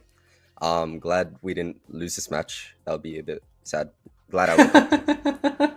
Oh no, that was it. It doesn't look like you've only had 15 minutes in the last 2 weeks. That double off the backboard was huge. The angle was so tight. It looks like you've been well practiced, and I think you definitely made a huge difference to the roster for that win just then. So yeah, massive props on that. Surely you're back at some point the rest of this season. They can't keep you bench again after that. Look, I'm benched for a reason. I have wonderful teammates in Tatagane, Diggs, and Steve. So honestly, I'm just appreciative that I can be here with them, just because they're such a strong team, and that I get to play alongside Tatagane and Diggs and Steve sometimes as well. So I think this experience for me is still like one of a kind, I think. Oh, I love the lovely to hear. gratitude, man. I love it. Any final shout outs before you gotta head off? Shout out Stimpy, because he's the first person I played RLCS qualifiers with back in the day with Scorchy. But OG. yeah, love you, man. We saw the chatter back and forth. Good to see. Thank you guys. Thank you guys. Thank Yeah, you. thanks for hopping on, Kazi. We'll catch you later. What a beast. Yeah. Playing that well right after waking up. No time played in the last 2 weeks. That is a very good achievement. I would not have guessed that. Like I go 3 days without playing and it's like I'm back in platinum again. Like I can't even touch the ball after 3 days, let alone 15 minutes in 2 weeks and scoring like that. Again, saying that, yeah, Kazi I think is a really strong player, and I get being on the bench, or not necessarily, but I get that someone has to be on the bench when you've got Diggs, Steve, and Tata on the team as well. But to Kazi's credit, he's a great player and just showed how dominant he can be just then. No, fantastic effort. He should be absolutely proud. So should UNSW. I mean, the sub is part of the team, and Kazi needed to show up, and the team worked together, and great with him as well. So, look, super exciting stuff. I think we better thank our sponsors before we get into our next match. Of course, none of this would be possible. You guys know that without our two main sponsors. First of all, we've got AGON by AOC, the gaming monitor partner, who provide the best in-class monitor solutions for gaming and all other needs. And of course, we can't forget Indomie the Noodle partner, made with high-quality flour and select ingredients and spices. A plate of Indomie mee goreng will certainly brighten up your day. Try any one of the flavors available today from your local grocer or, of course, at indomie.com.au. Great stuff. Thank you so much to our sponsors. We have a battle of the bottom right now. Number 7 versus number 8. And the OG roster is back. I don't think we've seen Hazza Medicine Ultimate Duck in a long time. It feels like a while since I've seen Hazza's profile picture, because he's got a funny one in Rocket League. So we'll get to see. Yeah, that's for sure. It has been a while for this roster. I'm keen to see how that affects their gameplay tonight. But yeah, definitely interesting going from such a tight battle of, you know, teams that are sitting at the top of the leaderboard to what is, I'm sure, is going to be a tight battle of teams who have been unfortunate to be at the bottom of the leaderboard now. But again, there's so many factors that come into this. ANU have had a lot of experience and they've played in prior seasons, and they have shown us that they can have really solid performances. They've got some really good players. They've got some mech and Ultimate Duck, really good team play between Metis and Hazza as well. UOM coming into this though as the new team, maybe they've just taken a bit of time to warm up, and of course last week they came up against none other than UNSW, so we can't blame them for the loss there either. No, UOM have had a rough start, a very rough start. It's tough to see the best out of them, and you know they're so new as well. So hopefully they can get better and better.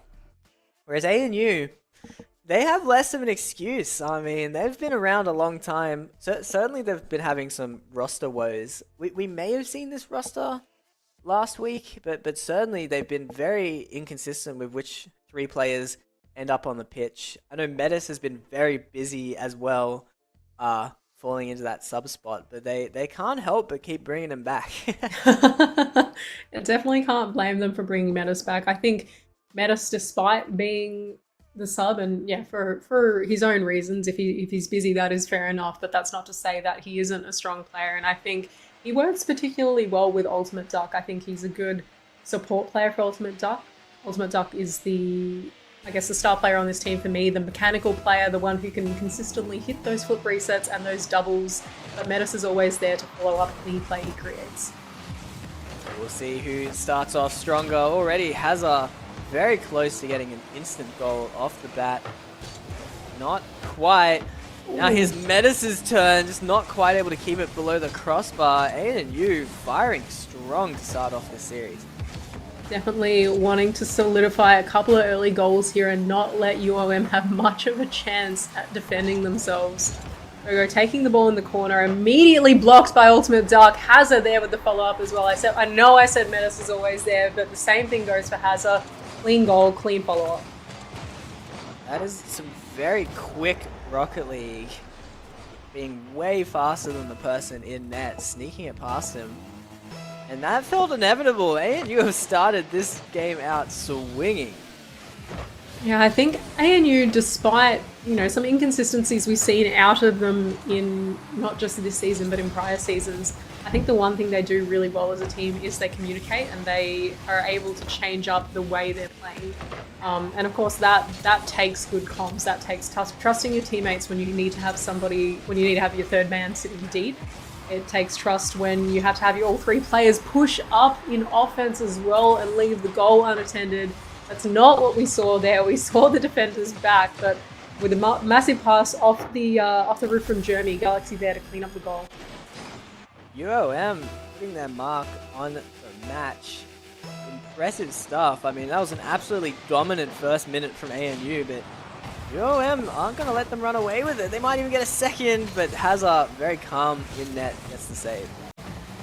Very calm indeed. We're going to see Ultimate Duck now with... I thought that was in. I thought that was a shot. That would have been a crazy angle. But pass nonetheless. Has a little bit awkward on the sidewall there, trying to get the ball to midfield. Ultimate Duck not with the double either. We're seeing a lot of whiffs out of both sides right now. It is tough. That's a big miss from Hazza. Maybe getting a bit too excited. Ultimate Duck keeps the ball going forward. ANU is still certainly in control of the pressure here. Just so many half chances though. Just not quite a big shot on net, especially not on target. Absolutely. We're going to see Galaxy with a free shot straight into net there. I thought it was off. I thought he was going to have to go for the follow-up. Nonetheless, ANU, we said they came out of, like a bull out of the gates. They came out full aggression at the start of this match, and it's absolutely to their detriment now. They're leaving the goal too open. They need to be a bit more tactical about the way their third man is pushing up. UOM are very clinical with the small chances they get. Ooh, there's another one! Oh, so close. Virgo just off the crossbar. Not quite able to get it done.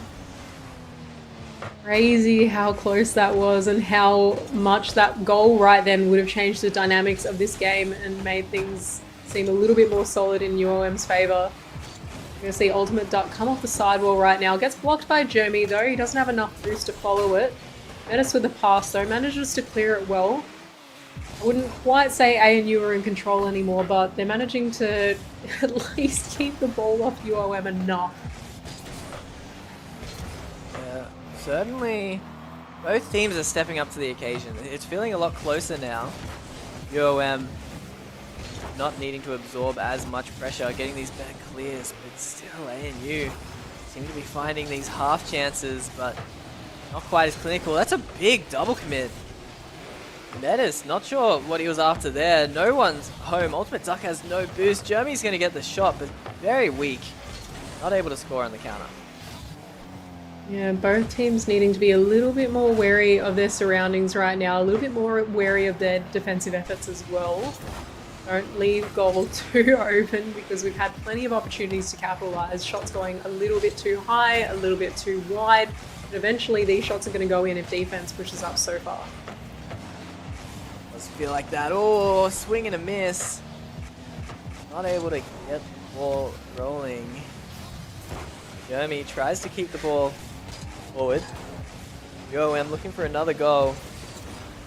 And it does feel like at the moment it's more so ANU making these errors to open up the net rather than UOM really forcing it. Yeah, I get what you mean. Seeing a lot of scrappy play in the midfield. I feel like maybe it's just in comparison to our last series where we had two teams very, very, very clinical about every single touch they were taking. I guess we're not seeing that as much this game, but nonetheless, the series is still tight. This game is still tight. We've equalized with a minute left. I'm not sure how Ultimate Duck found so much time there in the midfield, but he finds it and he gets the goal. Powerful shot. Ties the match up. And at the perfect time as well. We got about a minute left. Looks like we might have OT. That's another massive intercept from Galaxy though, and it just goes straight in. No way. I was going to say the kickoff, like it wasn't a win for ANU, but it went straight to Ultimate Duck. And Ultimate Duck, like I said before, that mechanical player, the player who can air dribble, take the ball up wherever he needs to mid-air, get a nice flip reset, get a nice touch off, a nice pass to a teammate, but just got bumped mid-air by Burgo, completely opening up defense. Has to be very, very frustrating for ANU. They just got back into the game and then straight back to needing a goal. Ultimate Duck keeping the pressure on. UOM keeping things together, even winning the race there is Burgo. Galaxy keeping the pressure going. 22 seconds left. It feels like there's potentially some counterattack opportunities here for ANU, but they're not quite as organized as they need to be. No, definitely not. And UOM just coming out with some clinical shots. What a shot from Galaxy. Definitely not what I was expecting there. The double off the backboard. Gets it past Metis and Ultimate Duck as well for the ball to just roll in slowly. Galaxy gets his 4th goal. What a statement. What a individual performance from him. A lot of them have been individual goals as well. He had those 2 long shots on the counter-attack, then the double touch. UOM win game 1. UOM sending a huge message to the rest of the competition, a huge message to ANU to say, we're bottom of the leaderboard right now, but we shouldn't be. Galaxy putting in a massive effort that game. I'll admit, I wasn't completely keeping track of who was scoring the goals until you said it, because all 3 players were playing very well. But Galaxy just with all 4 goals to his name, that's huge. Galaxy played super well. We'll see if he can keep it up though. That's a very high level to keep things going. And looking at the stats, you can see just how much Metis struggled that game, opening it up. Donuts across the board. Very low touches as well. A lot of the double commits we saw coming out of him. So certainly Metis not particularly warmed up for game 1. Yeah, definitely. And I feel like Metis and Hazza do play that similar role. So maybe having Hazza back, having this trio back together, they're not quite sure how to play with one another, where to fit in with the dynamics. We were seeing that with some awkward turns, some awkward double commits as well. So maybe it's just a matter of kind of who fills what position. Yeah, super unfortunate for Metis that game. I think he needs that Kazi factor. He needs that, if he hasn't been playing the game too much, if he has only had 15 minutes in the last 2 weeks, needs to do whatever Kazi is doing in those 15 minutes because it was working. Yeah. No, if we could all play like Ghazi, that'd be a dream. But we'll see. We're all tied up again. 0-all. UOM starting out game 2 just like game 1 on the serious back foot. ANU just not able to have these clinical touches though. You can see lots of big hits, certainly keeping UOM back, but nothing threatening just yet. Yeah, speaking of threatening though, Galaxy taking the ball into the corner goes for a bit of a flick to try and find a teammate, but nobody wanting to push up too far, which really is quite the contrast to ANU's strategy where they are making mistakes by pushing up too far. I think UOM is starting to play a little bit more passively. Metis, big miss out of Metis. Thankfully, no goal punish. UOM now in control. Galaxy still so impressive. Ultimate Duck's in a tough spot here, but Burgo a little too slow to follow up. Actually left an opening here for Hazard, but it's not the best touch out of it. No, definitely not. And it is super rough when you have a bit of an off night. I feel like everybody has them.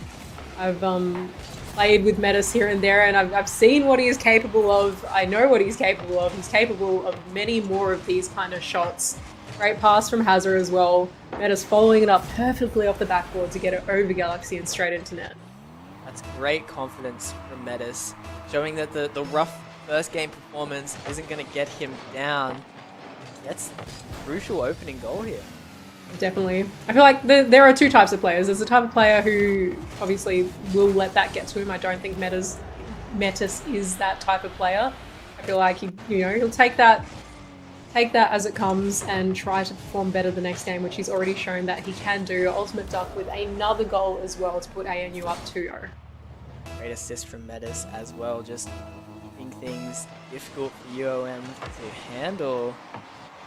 ANU in a great spot to start out game 2. Definitely doing a lot better this game than they were last game. I feel like ANU are one of those teams that, it takes a game or two for them to find their rhythm, but once they do, their dynamics flow a lot better. They have a lot more synergy with one another. And I feel like they just needed that warm-up in the first game to be able to perform better now.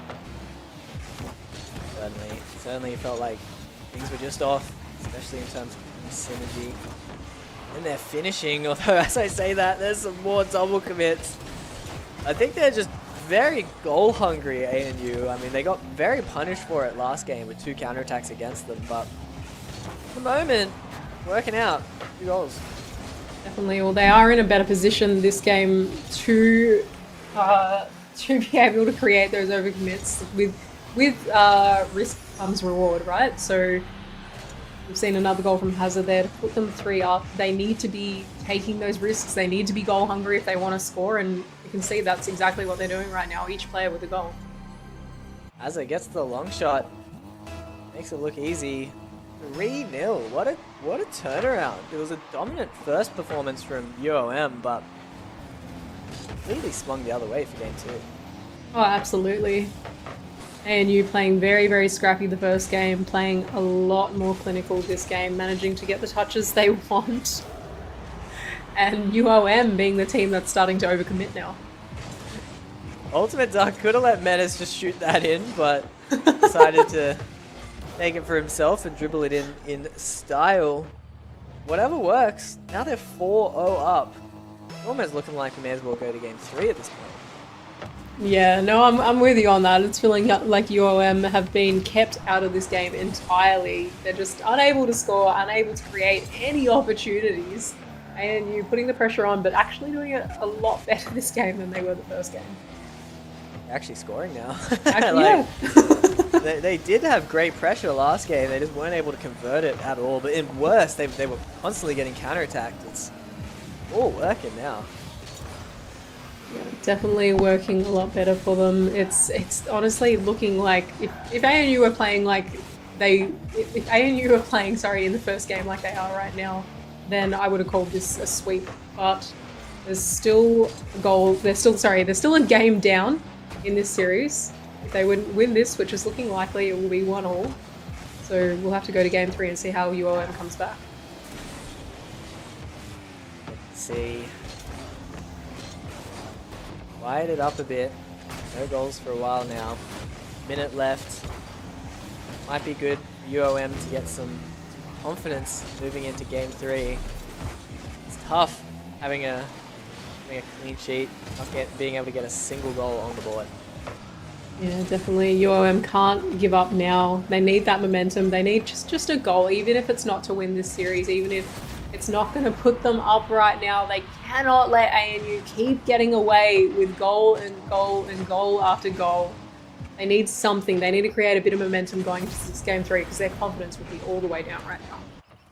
You know, it's looking tough, but I don't think their confidence will be too low. I mean, after this game, it's still going to be completely tied up going into game 3. I think they can mentally reset, especially once the scoreboard gets reset. I think good things can happen. Yeah, definitely. Definitely good things can happen. And I'm hoping that it's not too ANUs aren't going to get away with it too easily. I hope UOM give them a bit of a run for their money in the next game, but it's just looking less and less likely with the amount of goals ANU is starting to score. I know it's getting a bit ridiculous at this point. 6-0 after they struggled so much in the first game to get any. I mean, this is impressive. Yeah, exactly. Where was this the first game? Starting to see some demos come out. UOM really chasing the demos in net right now. Just wanting a goal, just wanting something, a consolation from this match. We're not going to see it though unless we get one in the next 3 seconds. Hazard to bring the score to 7-0.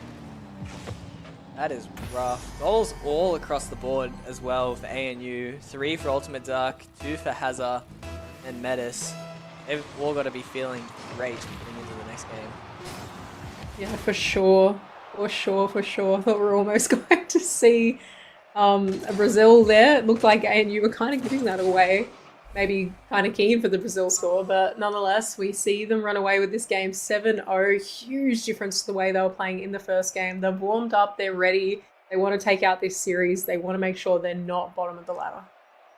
And Galaxy goes from 4 goals, absolute carry, to donuts. 100 score. That's really strange to see. I mean, just a massive swing in terms of performance for both squads. Absolutely. Galaxy, yeah, huge difference to the way he was playing first game. I feel like with these teams that are sitting more towards the bottom of the ladder, we are seeing a lot of inconsistency among the rosters, not week on week, but game on game. It's not something that we necessarily see with the teams that are sitting higher up in the ladder. I know, for example, looking at last series, Tata didn't have his best game necessarily, but for lack of better words, at least that was consistent in the series, whereas we're getting game on game inconsistencies here. Yeah, this is tough. It's tough to see, but see, again, it's completely tied up again. Both series score 1-1, and in this game 0-0 as well. UOM can stop the floodgates from opening like they really did last game. We can certainly have a competitive third match in our hands. Oh yeah, absolutely. They've just, I mean, I feel like as soon as ANU get 2, maybe even 3 goals, they're definitely running away with it then. But if ANU manage to get 2 goals, they're just, yeah, it might be looking like game over for UOM if they keep letting ANU get away with these. This is a disappointing one. This felt too easy. Hazard looking for demos and can't even find anyone. Ultimate Duck just with the simple dribble. I'm not sure where anyone from UOM went really. Yeah, I feel like it's kind of hard to call, but I think that these players, we've talked about, oh, what a save! We've talked about how important experience is, right? We've talked about, we've got players in other teams like UNSW, like Tata, like Steve, who have like a lot of experience, who have RLCS experience, and they know how to adapt well. I think that's something that this UOM roster will need to learn how to do a little bit better. You can see that last goal was a result of a severe overcommit from their third man. They need to be wary of that. You can overcommit, but you've got to do it safely. I feel like they're just kind of lacking that respect right now for ANU. I think so as well. They're thinking ANU is still the same team that they were in game 1, but they're not. They're a lot sharper, a lot faster, more clinical, just better all around. UOM have to step up to match it. Absolutely. The overcommits are really, really devastating for UOM right now, almost resulting in another goal from Ultimate Duck, who just didn't have enough boost to put enough power on the shot. We'll see more attempts go the way of ANU though. All going to the center, no one there to collect. No, not quite. Ultimate Duck's backtracking. Ooh, this ball, good chance for UOM. Jeremy just not able to get on target, but Galaxy can. Donuts game 2, but he's back on the scoreboard. Galaxy going game on, game off right now. Every alternate game, he's going to top the leaderboard. Every in-between game, he's going to not perform anywhere near as well. But we've seen the first goal from UOM. That's huge. That's created a bit of momentum, something they were really needing after the last game. Now a second goal for Virgo. Excellent touch here off the kickoff. Tested UON in a big way. Metis, it's a big miss. Hazard as well, just standing stunned in net, even though he had full boost. Certainly a bit of a soft goal for ANU to let in. Stunned is the perfect way to describe that. I don't think Hazard moved a millimeter, saw the ball coming, didn't know where to go. The ball just placed straight over him into net. There was nothing he could do there. A massive goal from Virgo, really showing that he is a threat as well. Trying to make up for it already, playing so aggressive, so quick, and they're going to get the goal. Ultimate Duck had so much time. Somehow, I'm not sure where these UOM defenders seem to go. Virgo stuck on the wall and threw in a very slow challenge. Certainly, again, they're not getting away with that level of defense anymore. ANU have stepped up. Definitely stepped up, and UOM just faltering quite a bit in defense as well. I see Galaxy trying to challenge Ultimate Duck, who managed to get a touch on the ball though. Metis with a whiff as well. Jeremy can't take the shot. Virgo's going to take it to the corner and hopefully create another opportunity here. Ultimate Duck with 0 boost still manages to get the clear though. Whoa, ball pinging around. Feels like UOM, well, that's very awkward. Metis drives forward and then drives back. Certainly, both teams struggling a bit with their rotations. Here's a chance from Metis. He centers it, but no one's there. Galaxy collecting the mid boost, now going to center the ball, looking for a pass to Jeremy, who couldn't quite get the shot off. Metis as well, sending the ball at net. Unfortunately, goes a little bit too wide, but we're going to keep the ball in ANU's possession. Metis couldn't get the shot off the sidewall though. No, not quite. UOM starting to really struggle to get out of their own half here. Only a matter of time if this keeps up before ANU get their goal. Yeah, I feel like you're right, but we've seen a lot of opportunities out of ANU in the last minute or even 2 minutes. We've seen a lot of shots that could have sunk but have just gone a little bit too astray, a little bit too wide, a little bit too high even. They honestly, I feel like ANU, you're right, they're definitely putting more pressure on than UOM, but they could be 5-2 up right now. There's just nothing sinking. It's definitely tough for them. See, the time is ticking down. Nice shot for Hazard. UOM, they're looking a lot more controlled in defense, that's for sure. Absolutely. Absolutely, they're playing a lot more solid than they were last game. Virgo with the center, no one there to collect though. Ultimate Duck awkward with no boost. You see Hazard managed to keep possession. Great touch to get to the sidewall. Can't get the double though. Still, the ball goes to the backboard. Defender's there to make sure the ball doesn't go in though. And now, ANU setting up pressure. 15 seconds left. Whoa, they may have messed up here. Ultimate Duck is barely back in time to stop that counterattack. Barely back in time indeed. That was a split second and the ball would have gone in favor of UOM, but the ball's going to touch down. Nonetheless, we're going to get to maybe our first OT of the night for this series. Definitely not our first OT of the night at all. Going to see Jeremy passing the ball upfield. No one there though. Maybe a little bit too hard of a touch. We have had a lot of overtimes Yeah. today. A lot of close series. Very back and forth affairs.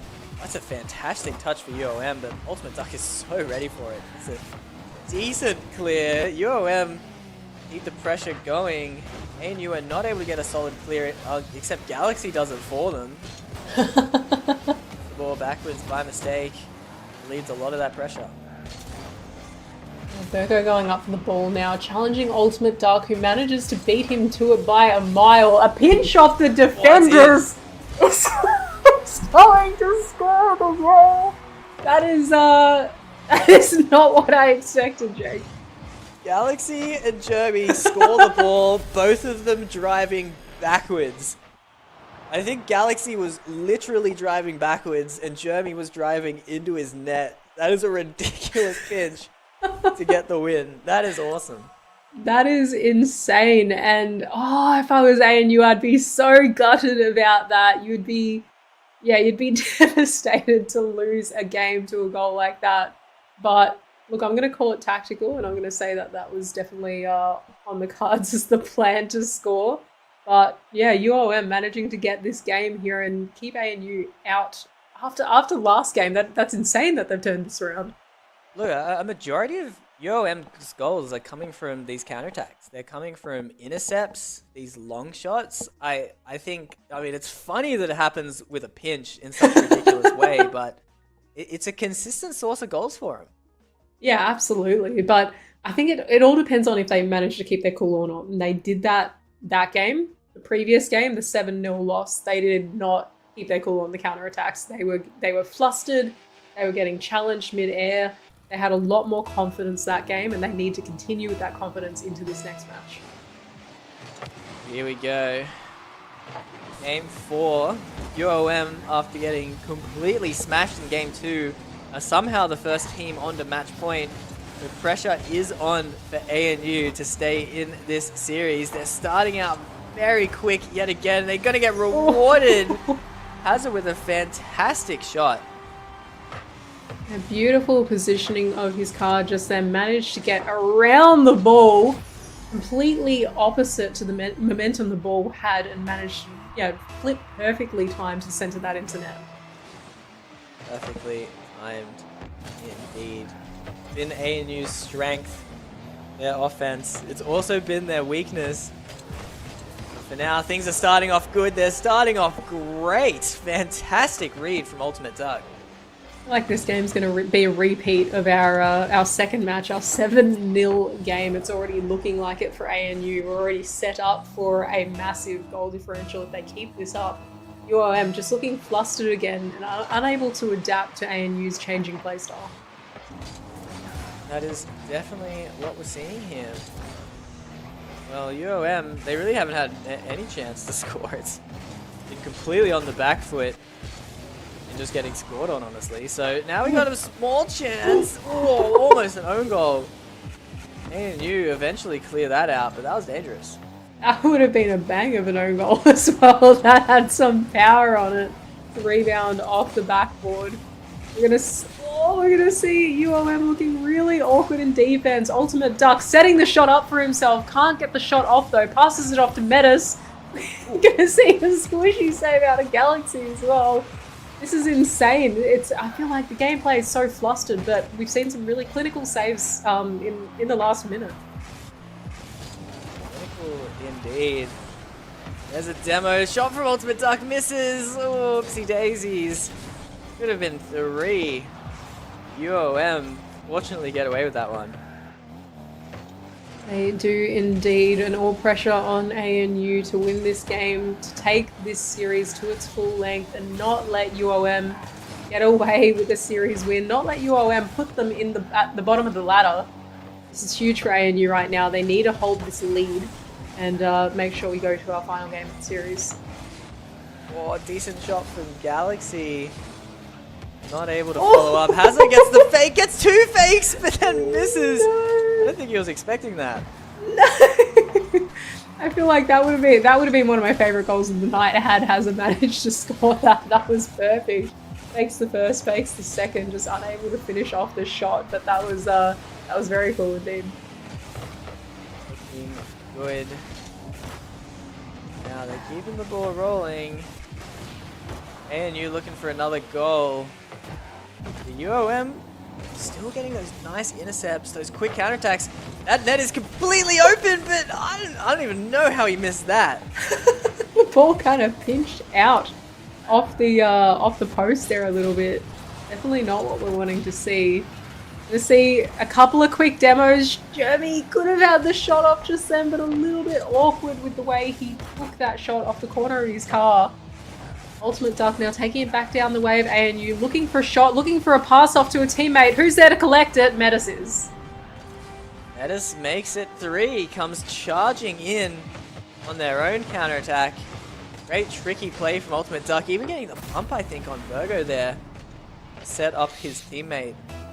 All 3 players from ANU on the board now.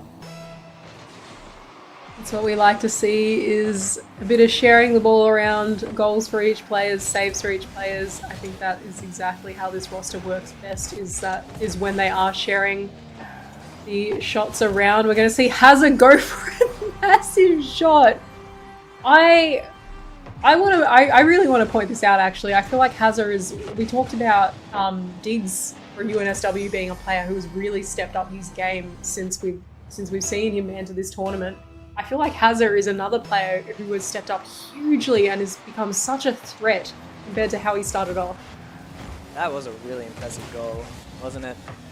And you're right, Hazard's debut season when it was Hazard, Rubot, and Ultimate Duck. Hazard wasn't as standout then as he certainly is in this series.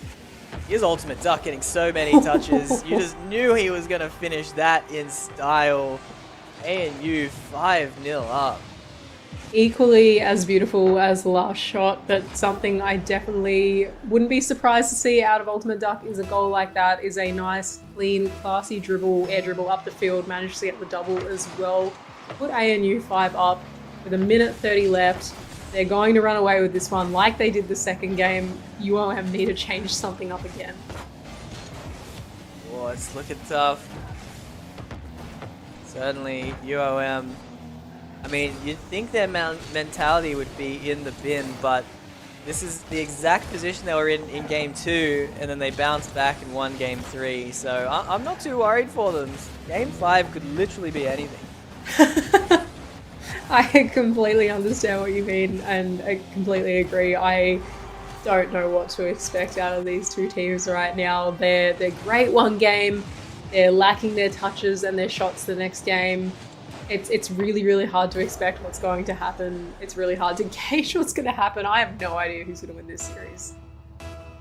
Ultimate Duck restyling now, getting the musty flick off the wall. Kind of sick.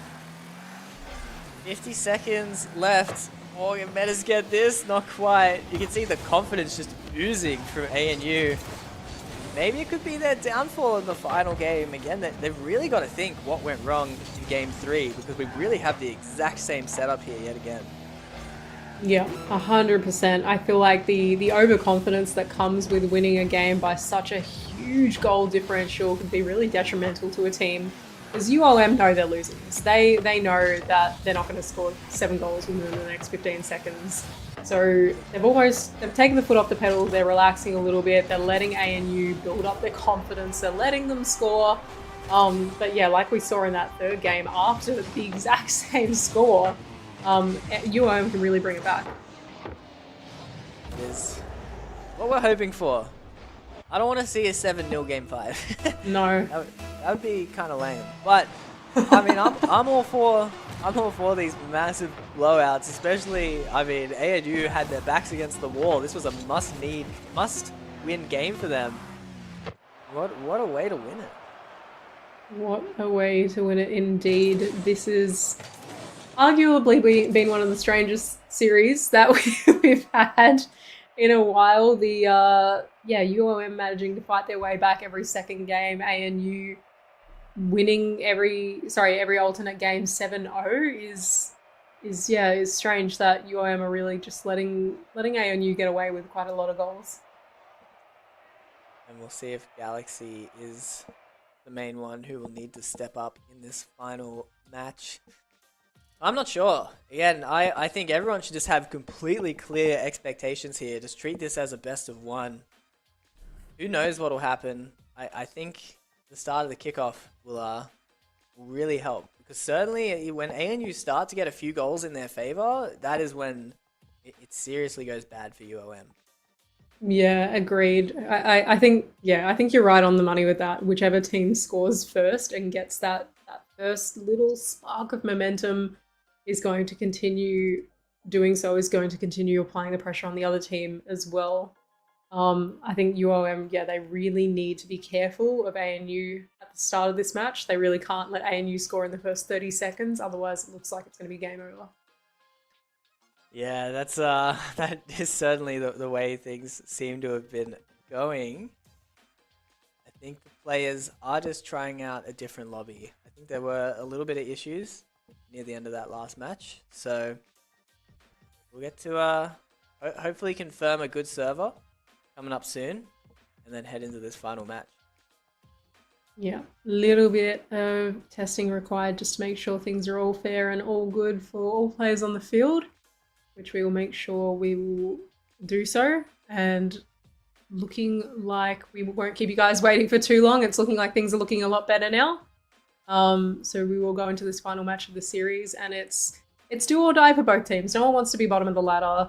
It's honestly, you guys have seen the last few games. It's anyone's game this last game. There is a big surprise waiting for you all in the 5th game. We have a sub out of UOM. Big move. Game 5. They're bringing in Le Beastman over Jeremy. So, these guys definitely play a rotating roster. They don't mind a good sub. I can't believe they're subbing in Game 5, though. That's kind of nuts. It's definitely a bold move, but as we've seen a lot this night, with big risk comes big reward. So Le Beastman has stepped up in the past. When we've seen him subbed, I think, was it last week or the week before, Le Beastman came in and ultimately won the series for his team. But as we warned before, you can't let ANU score in the first, I'm going to say it, 30 seconds. They've scored in the first 2 off the kickoff. That cannot be good for UOM's morale. Oh, it's exactly what you said couldn't happen. What a rough start for UOM. Straight off the bat in Game 5, they're going to be playing down a goal. Ultimate Duck might make it 2! That was so close. That was insanely close. That was, just the tiniest little rotation of the car just then would have made the difference.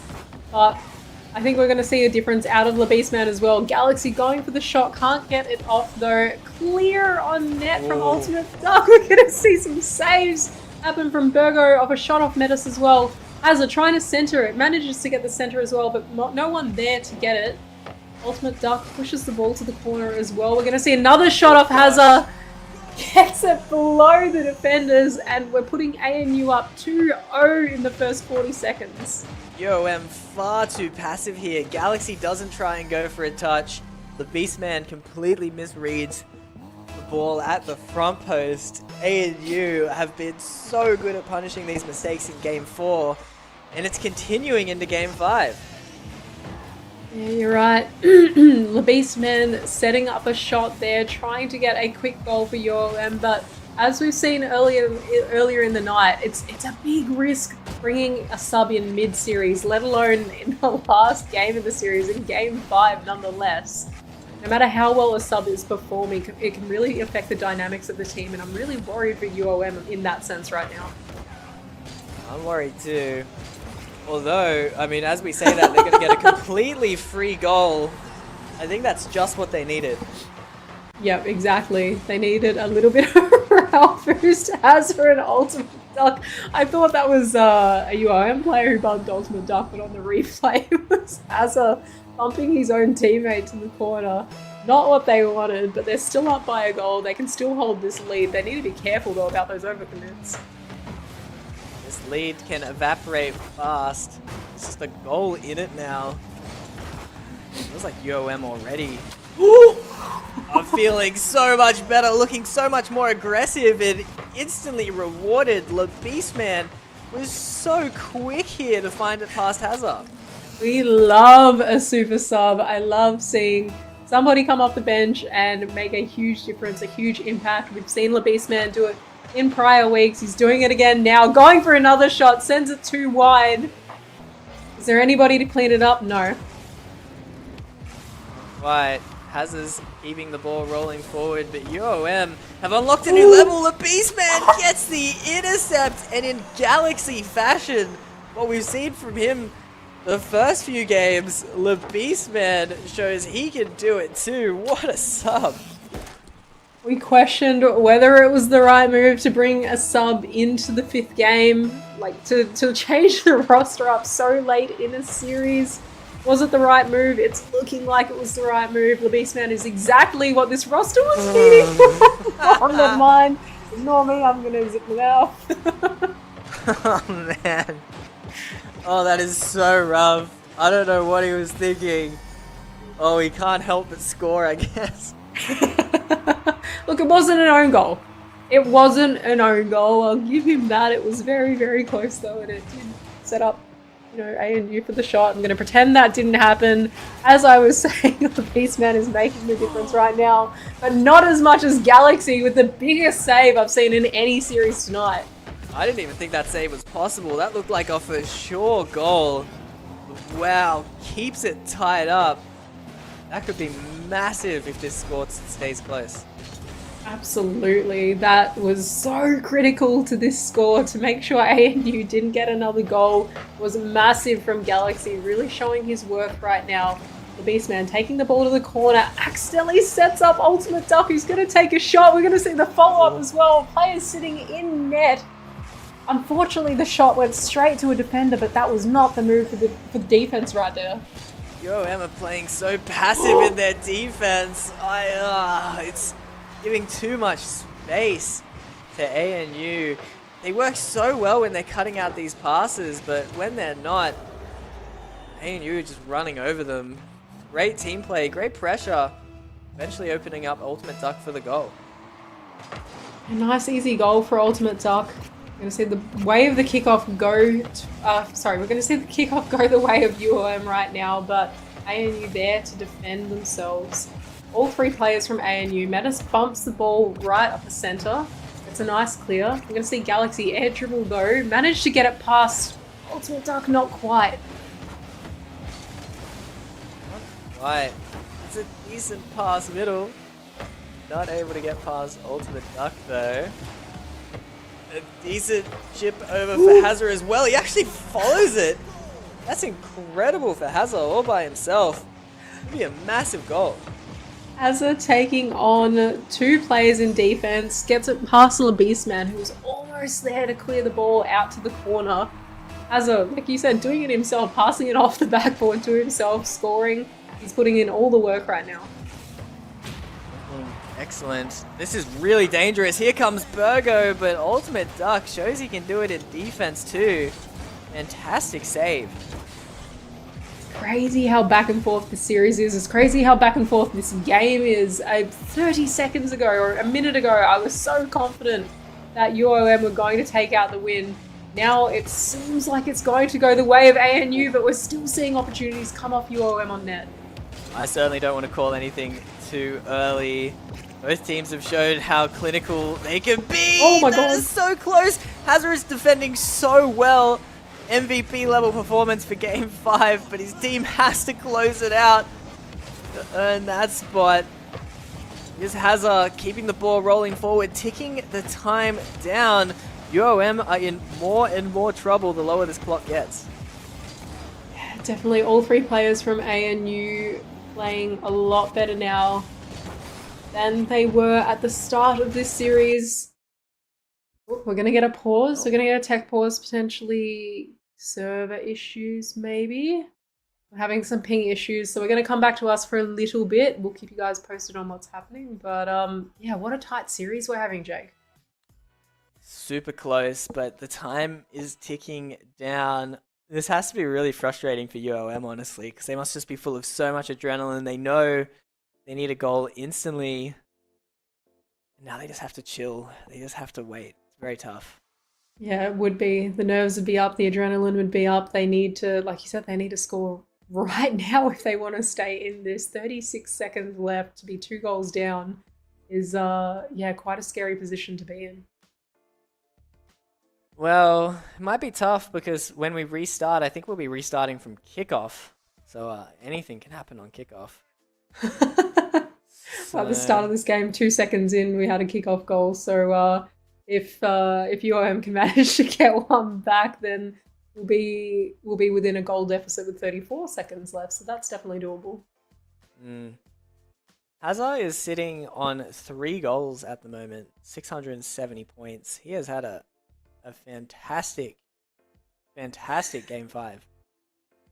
Yeah, huge game 5 for Hazard indeed. And yeah, we spoke about it before. Hazard has just really stepped up this season, has come a long way as a player, is really clinical, has scored some incredible goals, some incredible saves. It's really putting in the effort, or really putting in the work with this ANU side right now, and definitely a key part of this roster. And we'll see, UOM. I mean, what a performance from LaBeastman, stepping up, getting 2 goals. Looks like Ultimate Duck's internet should be good. Seems like internet is all good. They're going to commit to the last 30 seconds. So we'll see. I think it was bold to want to pause with such little time remaining because anything can happen on a kickoff. Yeah, absolutely. They it's looking like ANU actually had control of the ball when they called the pause as well. So definitely a risk to go back to kickoff, like you said. Be interesting to see if UOM can capitalize it. They need a quick goal. They need a kickoff goal essentially to stay in this.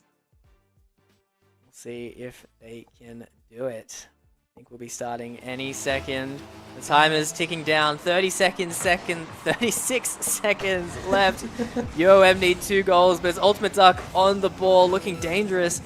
Beastman gets the clear. They're low on boost. Galaxy gonna try and do it all himself. Can't quite get a shot on target. Ooh, ball goes to the corner. Burgo's gonna go for a shot. Can't get it though. Ultimate Duck on the backboard with the ball right now. Gonna see Hazard try and clear it as well. Gets a nice little touch under the defenders. We're counting down the seconds. Oh. I think we might be out of time. It's definitely out of time. ANU take out game 5, winning back-to-back games to get it done. Absolutely fantastic performance. Holding their nerve as well. ANU have traditionally been a team that have really struggled in game 5s. So that's a massive win for them, honestly. Yeah, definitely. I think a team that struggles to warm up and a team, like you said, that struggles to execute the end of the series as well has kind of been the way that this has gone in the past for ANU. But nonetheless, they've secured this win against UOM. They've made sure that they're staying off the bottom of the leaderboard, which is, for them at the moment, that's a huge win. Fantastic win. And definitely a bit disappointing for UOM, but they'll have more chances as the season goes on. Certainly they showed some serious potential and they seem to be getting better and better. So that is it for game 3. We're going to go to a short break and then have our final match coming up.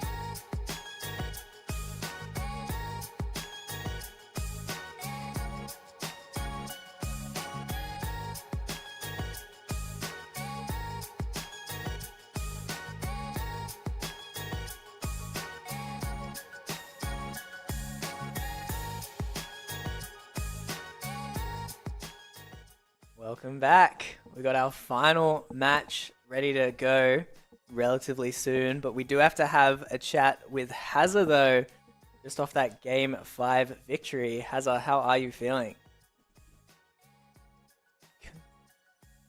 Few weeks, but yeah, nice to get there eventually. No, good to see it. You guys definitely deserved it after, like, I feel like every couple of games you guys put in a huge amount of effort. You had a really, really good amount of, like, some really, really nice shots. Have you been putting in some effort into training or doing any packs or scrims? Yeah, we've been doing I've been doing a fair bit of training packs, as much as I can. We haven't done scrims as much, which I think has shown a little bit in our consistency. Because we believe we're there when we're on, but just that consistency isn't there. So it was nice to have some good games. We'd like to see a series where we can come out in 3-0 or 3-1 and keep it consistent the whole series. What is going on? Like, is it like a comm thing or like a mentality thing? Because that was kind of crazy to have these like blowout, absolutely slaughtered them, and then like lose the next match. It's it's interesting to watch. Yeah, I think it was a comms thing. We were talking about it through the match, and you can kind of see when we adjusted. I think once we got that big win in game 2, we kind of got a little bit cocky and started cheating up a little bit too fast. So I think scrims would help avoid that. But again, like I've been out the first couple of weeks of the season, so we're just kind of gelling again after the sem break. Yeah, of course, building that consistency is important, and scrims can definitely help. But if you guys are a little bit more solid with your roster, then yeah, that consistency will help. But how do you think you're going to go the rest of the season? Have you taken a look at any of your next matchups? Look, we just take it a week at a time, to be honest. But I think we can get a couple more wins. I think we had a pretty tough start to the season.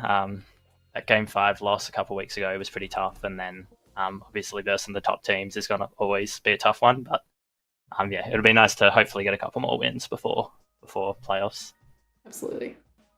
Cool. Well, thanks for hopping on for a chat, Hazza, and good luck the next few weeks. All right, thank you. Thank you. Cool. Definitely, yeah, makes sense that they're concerned about the consistency, because that was kind of crazy, the ups and downs of that series. I kind of hope they don't fix it, because it makes it a lot more fun. It makes it, yeah, a lot. Fun's one word for it. I was going to say confusing, but we can go with fun. It was definitely interesting to watch, and definitely hard to call, which yeah would have made it a little bit fun. We got an interesting match to conclude the day. We have the Game 5 Kings UON coming up against UCID. UON bringing in a sub. I don't think they've lost Bud. Oh, where's Bud gone? Bud's been the hero of this roster, man. That is a big blow. Yeah, I don't know. I don't know if I can really. I don't know if I can call it a speedy fake. It just doesn't have the same ring to it. We're missing Bud. Bud has gotten so much better as well. Again, another one of our players who has improved so much with each series, with each game, and like in this tournament. And I feel like missing Bud's going to be huge for UON today. I haven't seen Speedy play, I don't think. Not too sure. Are you familiar with Speedy, Jake? This is the first time I've seen Speedy as well. It's his first time, the admins just told us, in the Elite Series for him. So, I mean, honestly, most of the new players that come in are awesome. Even the subs. So I'm going to definitely keep my expectations potentially high. Yeah, definitely. I feel like it's similar to our first series of the night. It's similar to our Griffith QT series, where you know we had a sub in, someone we weren't too familiar with before, and with UON I would have gone into this fairly confident that UON would take the win, just based on the fact that you know we've seen a lot of inconsistency out of UCID, but having a sub can really throw a spanner in the works. We've seen it happen tonight, so this will be a tough series to call, Jake. This is UCID's time to shine. They've had a bit of a rough start to the season, but if they want to... Oh, never mind. Azora's going to get a goal. Azora straight off the bat from a pass from BkWhatOCE, looking for Sai. just couldn't get it into him in time. Yeah, Azora cutting that off perfectly to take the shot. Yeah, that was pretty sick. And that's got to be embarrassing. I think it was BkWhatOCE who just set up his opponent beautifully. That is not the start they were after, that's for sure. No, definitely not at all. UON with a nice easy start to this game, a nice easy start to this series, but we're going to see Sai look a little awkward on the backboard there. BkWhatOCE just manages to get the touch past Azora, keeping him out from scoring another quick goal. Not quite able to get another just yet, but we'll see. UCID struggling to get a real grip in this series. You can see UON really beating them to the ball in every part of the pitch.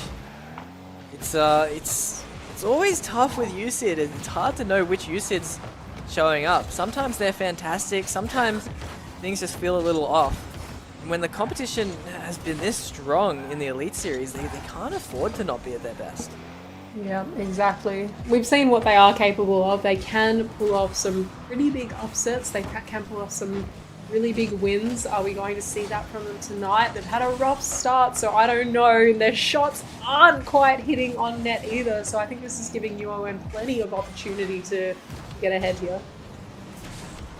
Looking good for now. That's a fantastic shot. Wow, Eminence. Awesome save to keep that out.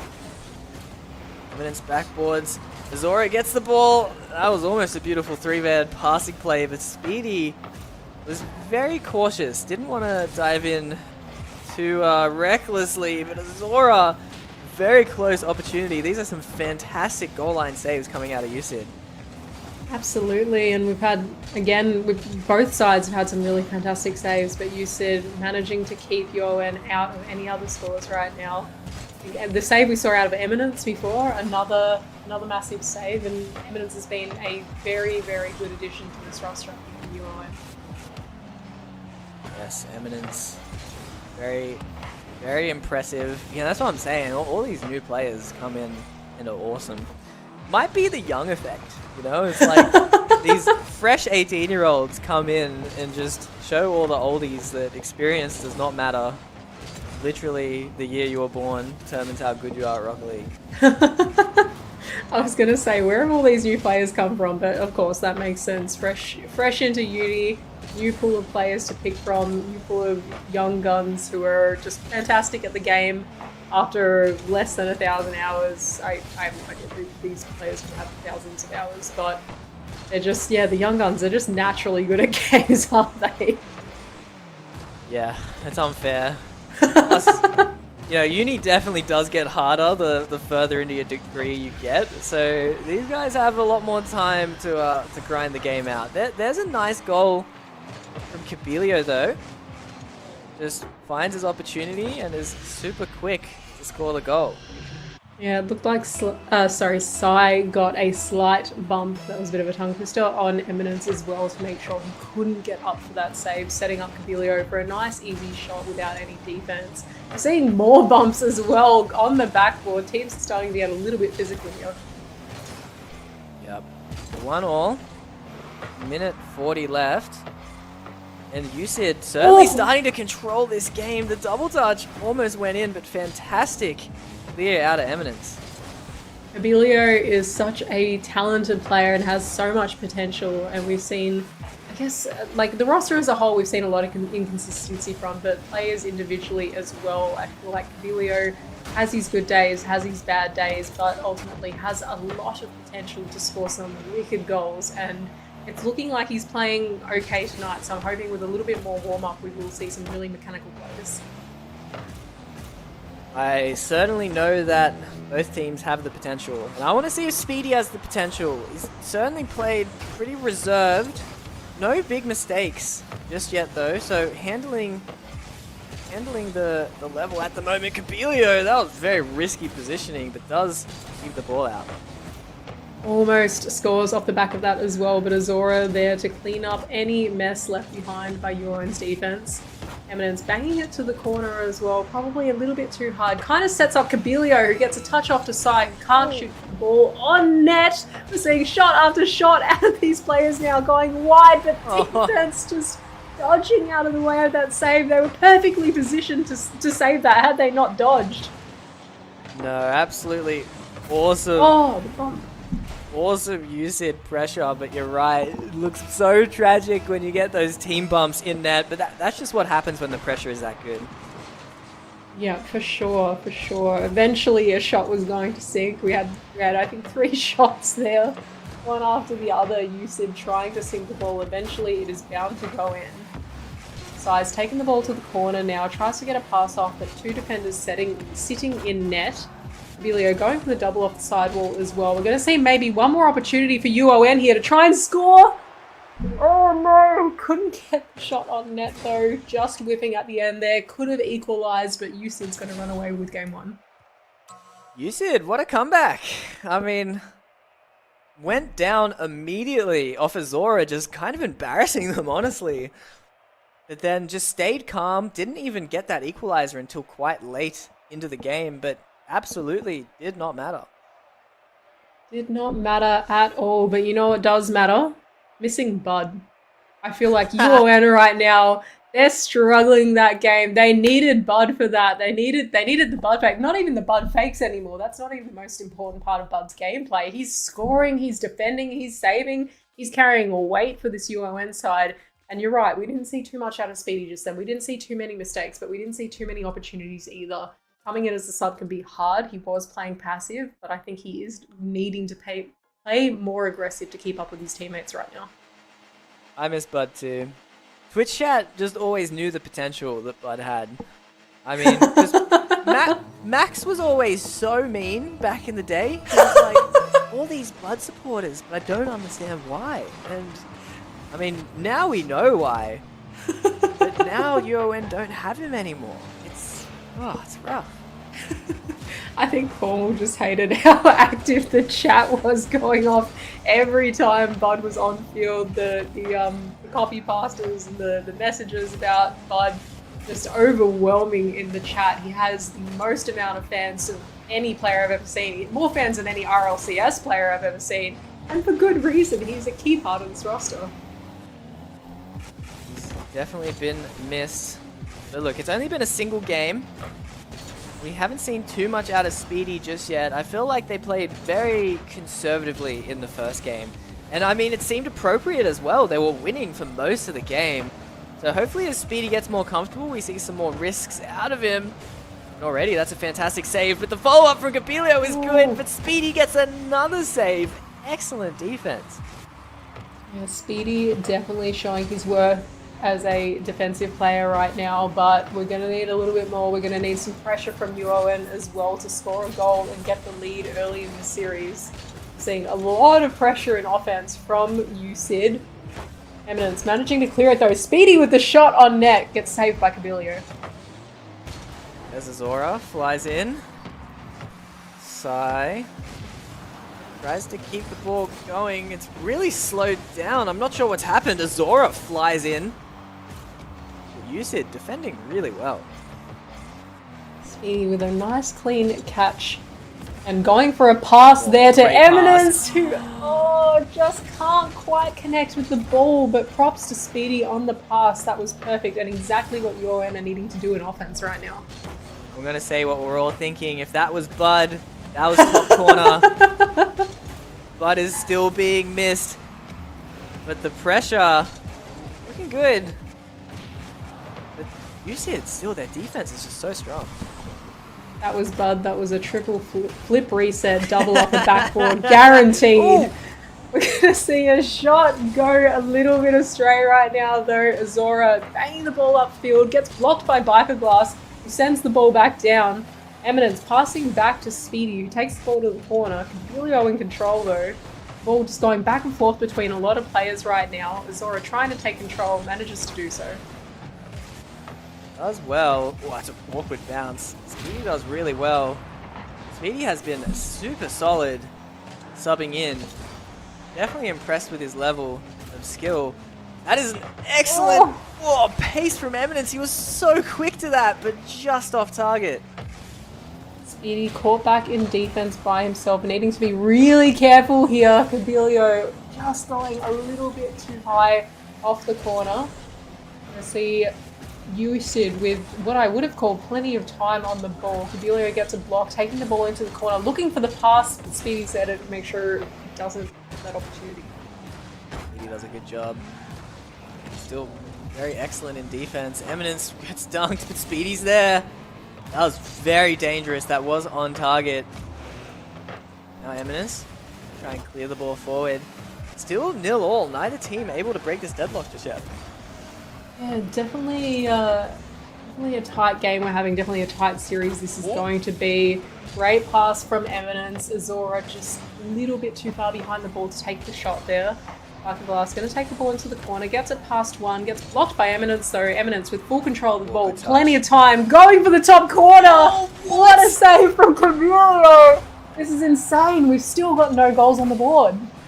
UCID are defending so well right now. They are playing out of their mind to keep UON out, keep the clean sheet, keep themselves in this game with the chance to go 2-0 up. There's a big demo. You can't get past them. Just get them off the pitch, it seems, but still no goal.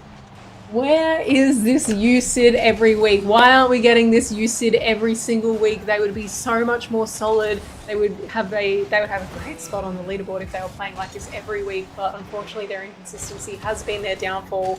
If they can train, if they can practice up and keep this pressure going into the rest of the season, they are in for a good chance at a top 4 spot, or even a good chance at a top 2, might I say. Right. Pressure continues, but UCID still are not cracking. Now this is a big opportunity. No one really there, but I can't blame them. They've been on defense the whole time. Probably needed boost. Time's going to hit 0. We have OT. Not our first OT of the night, and potentially not our last. We've had quite a few. We've had some tight series tonight. We've had some very, very competitive games. And this is looking like it's going to be exactly that again. How long is it going to be before we have a goal? Just one goal on the board. We are still 0-all in OT. Oh, that's a big miss. Good size there to back up his teammate. I mean, that's what UCID have been doing so well this game. Just always there to back each other up when things don't go how they're expecting. Absolutely. Second man positioning has been on point this entire series. You know, I'm always looking for third man. I'm always assessing whether, you know, a third man's sitting deep, whether they're pushing up or overcommitting. But second man is all the most important position for scoring and for putting a team up on that leaderboard right now. BkWhatOCE going to center it, can't find Kabilio. Speedy there for a block, but kind of gives it to Kabilio. Now has an opportunity to set up a teammate for a shot. Centers it. BkWhatOCE takes a shot, but it's weak. Azora decided not to go for the shot. Instead slows it down a bit. Sets up UON for a pressure play. It's a big miss from BkWhatOCE. The UON very patient, very far back. I think they need to start taking a few more risks. Yeah, definitely. They are playing quite passive. They need to be careful about how many opportunities this will give UCID to score on them. The more shots UCID takes, eventually something is going to go in, and they will run away with this game. So UON have to be careful here. UON still very much in control of this game, but it feels like UCID could just so easily score a counterattack. All of this pressure will be for nothing. Exactly. This is so important for both teams right now for different reasons. You know, UCID, they're going, I think, 1 win, 2 losses so far in the season, so they're going to go hard. They have nothing to lose here, but UON, they have everything to lose. They've got a clean sheet on the line. They're 3 wins. Whoa, what? No losses so far. They've got to do something if they want to keep that clean sheet. And look, they do have 3-0 lead, but they still got UNSW in their future. They still have some tough matches ahead, so that top 4 certainly isn't guaranteed. UCID sitting near the bottom of the ladder is one of those teams you really got to beat if you want to confirm that top 4 spot for yourself. But UCID on the other side, they're trying to prove that they don't belong there. So this is absolute must win for them to propel themselves into top 4 contention again. Yeah, absolutely. And I mean, taking a look at who UCID have versed already, they've lost to UTS, they've lost to Griffith, they've lost to other top 4 teams. They did get their win against ANU, so they have had I guess, a slightly more tough run than UON so far. But again, we can't ignore the fact that UON have battled their way back from reverse sweeps. Are we going to see it again tonight? I think they're just setting themselves up for the 3rd week in a row of it. That is what I'm feeling as well. There's a super close shot. UCID's going to get another chance. Wow, UCID get less chances, but they look way more dangerous. Here's a counterattack opportunity. There's a shot. I think that's good. It is. Zora gets the game winner and ties up the series. Look, I'm glad it's tied up. I love a tight series, but I'm kind of gutted that we're not going to get a reverse sweep out of UON. Yay, they've won a game, but that's ruined that opportunity. Maybe they're looking to go for a 3-1 win here. Who knows? They definitely don't want to lose this one. Well, it's going to be disappointing for UCID as well. I mean, I know they were under pressure a lot of the game, but they played well. They played super well to keep the ball out for that long. They had so many close counterattack opportunities as well, where UON just stepped up in a big way, especially Speedy with his defense. They're looking rock solid. Yeah, definitely. And I think, the stats really do speak to how tight that game was, despite the fact that there was 1 goal difference there. The saves were fairly equal, the assists were fairly equal. Both teams really putting on a lot of pressure, both offensively and defensively.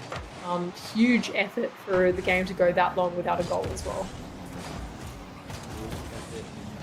There's Sai. Another decent shot. But UON with the double save. Not sweating at all. Now pushing up for these counterattacks. They've been so deadly, but that's a good demo. Relieve that chance. Absolutely. Ball caught in the midfield right now without too much opportunity here. We're going to see Azora take the ball up into the air. Sai's going for the block. Can't get it on Azora though, who's just a little bit awkward. Couldn't get the next touch on the ball. Managed to find himself in a position right under the ball again, but BkWhatOCE too quick to it. BkWhatOCE, super solid. UCID getting that pressure back. Still UON looking like a bit of a brick wall at the moment. Yeah, UON definitely playing a little bit better now, definitely defending a lot better. See BkWhatOCE take the ball to the corner, try and get the pass off to Kabilio, who manages to secure the goal. Nice easy goal for him.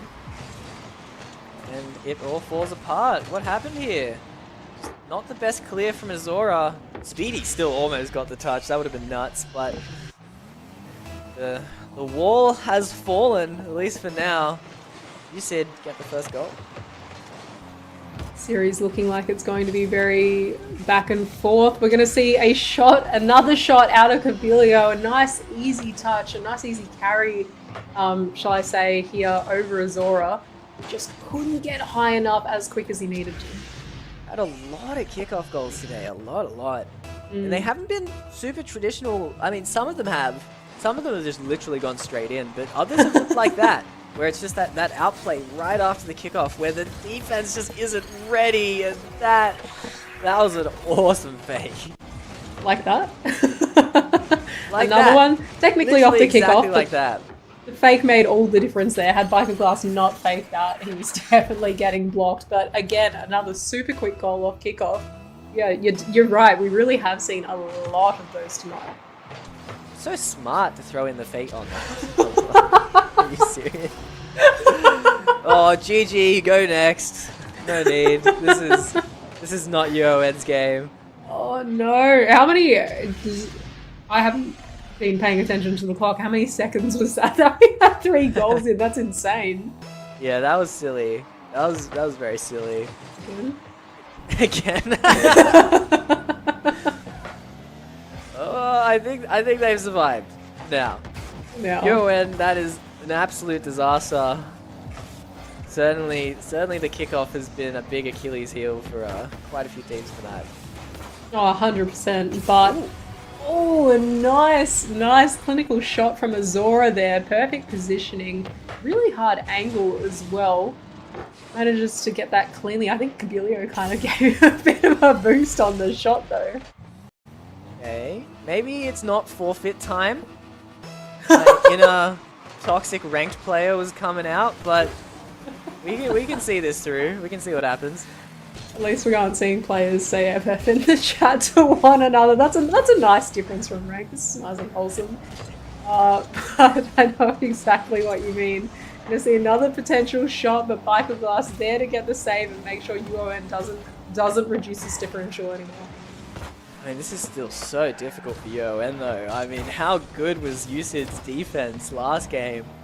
Keeping that clean sheet for like 8.5 minutes or something. I mean, to get 3 goals in 2.5 minutes just seems impossible, but we'll see. Maybe it'll light a fire underneath UON. Already they're going to get a goal. That was nice from Eminence. Eminence with the doozy and quite a difficult one to say at that. Really, really high top corner. To come off the top of the wall as well was, yeah, really, really clean and a great goal for UON. Absolutely excellent UON. Get to see. That's a fantastic pass. Oh no. Kabilio not able to get it on target. But the offense is going to continue. This is actually quite awkward. Actually, it almost goes the other way. Thankfully, BkWhatOCE kind of ready. Gets an amazing touch. Speedy gets the clear. That EU from BkWhatOCE was huge. That was perfectly setting up his teammates, but unfortunately UON back in defense, ready to defend that. So I'm going to take a nice, very, very clean touch to the side wall. Speedy there to read him though. Lands a little bit awkwardly on the wall. Manages to still get the follow-up. Seeing a lot of back and forth between both teams right now. There's Speedy. Very awkward touch. Although Kabilio missed as well. Getting a bit sloppy in this game. After the last one, 0-0, we have 6 goals in this game. And UON are coming on strong. They're absolutely in this to get the final 2 goals. But that's an awkward touch. That's not how you'll do it.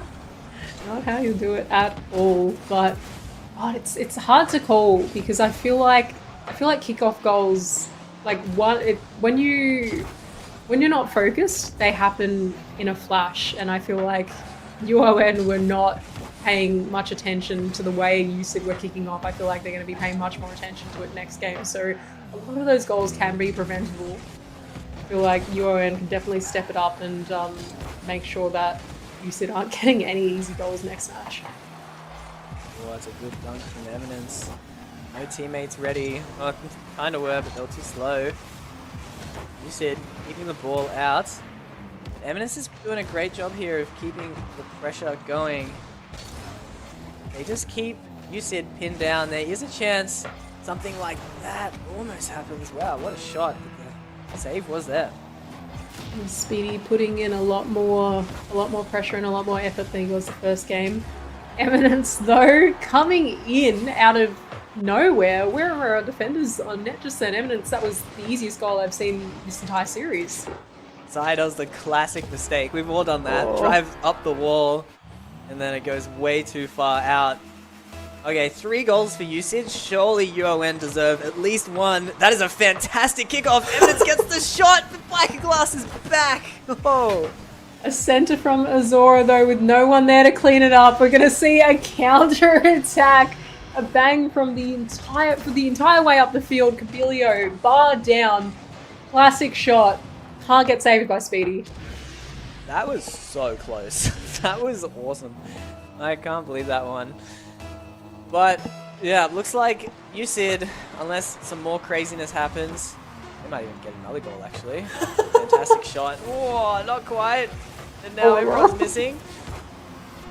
Not quite, but it doesn't matter. Look, UCID going to be the first to match point, but I have no confidence how game 4 is going to go. It's going to go absolutely either way. Yeah, I think you're right. There's no guessing how this is going to go. Again, you said, what was it, 3 or 4 kickoff goals that game? Just, yeah, very, very quick to run away at the start of this match from UON. But UON, like they do, they come back firing, let it be in a series or in a game, and managing to score 3 goals on the back of UCID's 4-0 lead just then is still a lot of momentum in my eyes. This is where UON love to be, down in series. It's not going to be quite a reverse sweep if they make it happen, but they're certainly used to being in this spot. Absolutely. No, they're very used to it at this point. They know how to come back when they're in a deficit of games. So I wouldn't be too surprised here if they manage to pull it off. But UCID, it's one of the best performances I've seen out of them. For which player on UCID, or just all of them? Just UCID as a whole. They're just playing much more consistently than we've seen them play in prior weeks. I think Cabilio in particular is doing really well to score a lot of really nice shots and a lot of mechie kind of plays. Sai as well, as per usual. I wouldn't say I've seen too many bad weeks off him either. BkWhatOCE again is just playing super clinical, but I think they're just, the cohesion of this team tonight is a lot better than we've seen in prior weeks. UCID are a team that just always confuse me because I think they're awesome. I always think they have such potential, and they show it like quite often as well. Like days like today, but you're right, just that consistency, and they just can't bring it together. They just aren't able to get the goals they need to. 100%. I'm going to see Eminence now try to take the ball upfield, but gets taken off him by Sai. Going to drop into the corner now. No player really taking control of it. Azora banging it upfield, but Sai again there to collect it. Decent clear from Sai. Gets it to the safety of the corner. A big whiff from BkWhatOCE, but it's not going to be punished. That's an awesome pass. Whew. Sai is working overtime in the net right now. Absolutely. Really, really pulling the shifts here to make sure that UON doesn't score. See the ball go the other way. Eminence with a nice clear straight to Azora. Sends the ball towards the backboard to Eminence again, who takes the shot that just goes a little bit too wide, giving UCID plenty of time to clear it. Yeah, it's tough. Very tough at the moment. Eminence, that is very awkward. I don't know what's going on here. This is still awkward. UON playing with fire. Now they're going for demos. I like the confidence. Could be certainly what wins them the match, but could also potentially lose it though. Yeah, absolutely. I feel like they're not the most demo-heavy team out of, especially compared to some of the other teams that we have in this competition. So I feel like they need to be careful when they're on a potential match point to change their game style too much. That was crazy how close that was as well. That was so close, especially when he misread the post bounce as well. I don't know how UON still have a clean sheet. They're playing this game very risky. This is tough as well. Eminence barely gets a touch to that. I feel like after the amount of long shots we've seen this series, they need to be really careful of those, especially Cabilio. I think Cabilio's had 2 or 3 long shots so far in the last couple of games. So got to be careful with UON pushing up their defense so high. We'll see. It's still all tied up. Pressure is on UON. UCID get the win here and they win the series. Eminence fakes him out. Wait, Speedy actually got a touch on that? I have no idea what happened. Speedy was the one who actually shot. Yeah. Right. Total fake from Eminence. Completely catches Sai off guard. UON get the first goal. I feel like that would catch any player off guard. Nothing, no offense to Sai, that was definitely a hard read to have. The fake is definitely going to throw anybody off. Well, it's a good demo from Eminence. He didn't get demoed, but... I mean, sorry, he did get demoed by Sai, but the confusion of it all worked out perfectly. And Speedy gets the goal. Too many demos, really causing a lot of chaos in this game right now, but UON are sitting 2-0 up with less than 2 minutes left. I'm not going to say that it's not doable for UCID to come back from this. We've definitely seen them get a few goals in a matter of seconds, and we can see it again here, but UON looking really solid right now. UON, awesome. Massive clear. Sai. Speedy. Good clear. UON, I mean, just a few seconds ago it feels like they were under some immense pressure in a must-win game, but now 2-0 up. USID on the back foot. They gotta get some goals, and they gotta get them quick. Yeah, exactly. They're going to need to step up right here, right now, if they want to stay in this game, or if they want to stay in this series nonetheless. I think we've missed in the chat as well. Bud is there. He's saying he's warming up. He's ready if need be. UON are managing to hold on to this one without him. Can't believe it, but they've done it. But we will see how next game goes. Bud, I feel like they definitely needed you last game. But fingers crossed. Ooh. They managed to hold on to this now. We'll see. Evidence keeping the ball just stalled. It's a great shot. BkWhatOCE gets the clear. USID are running out of time.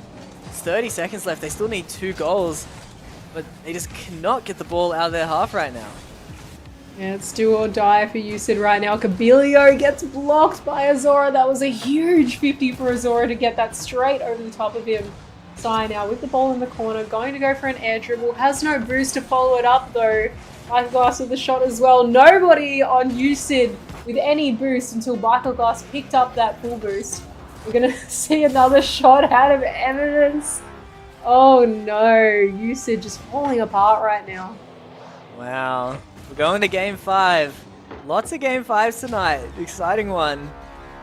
And gosh, I have no idea how to call it. And what UON should do with this Bud situation. Do you bring him in? Do you keep the roster as is? That is a tough question. That is a tough question indeed, but I will say Speedy sitting at the top or equal top of the leaderboard with Eminence, both on 394 points. Speedy with 2 goals as well as a save, 5 shots in that game. Our super sub coming in for Bud. He's definitely filled Bud's shoes, I think, but it's hard to make a call as to whether or not they pull the sub out now. I think they're doing okay. It's tough for my heart to bear because Bud is awesome, but I think you keep the team together.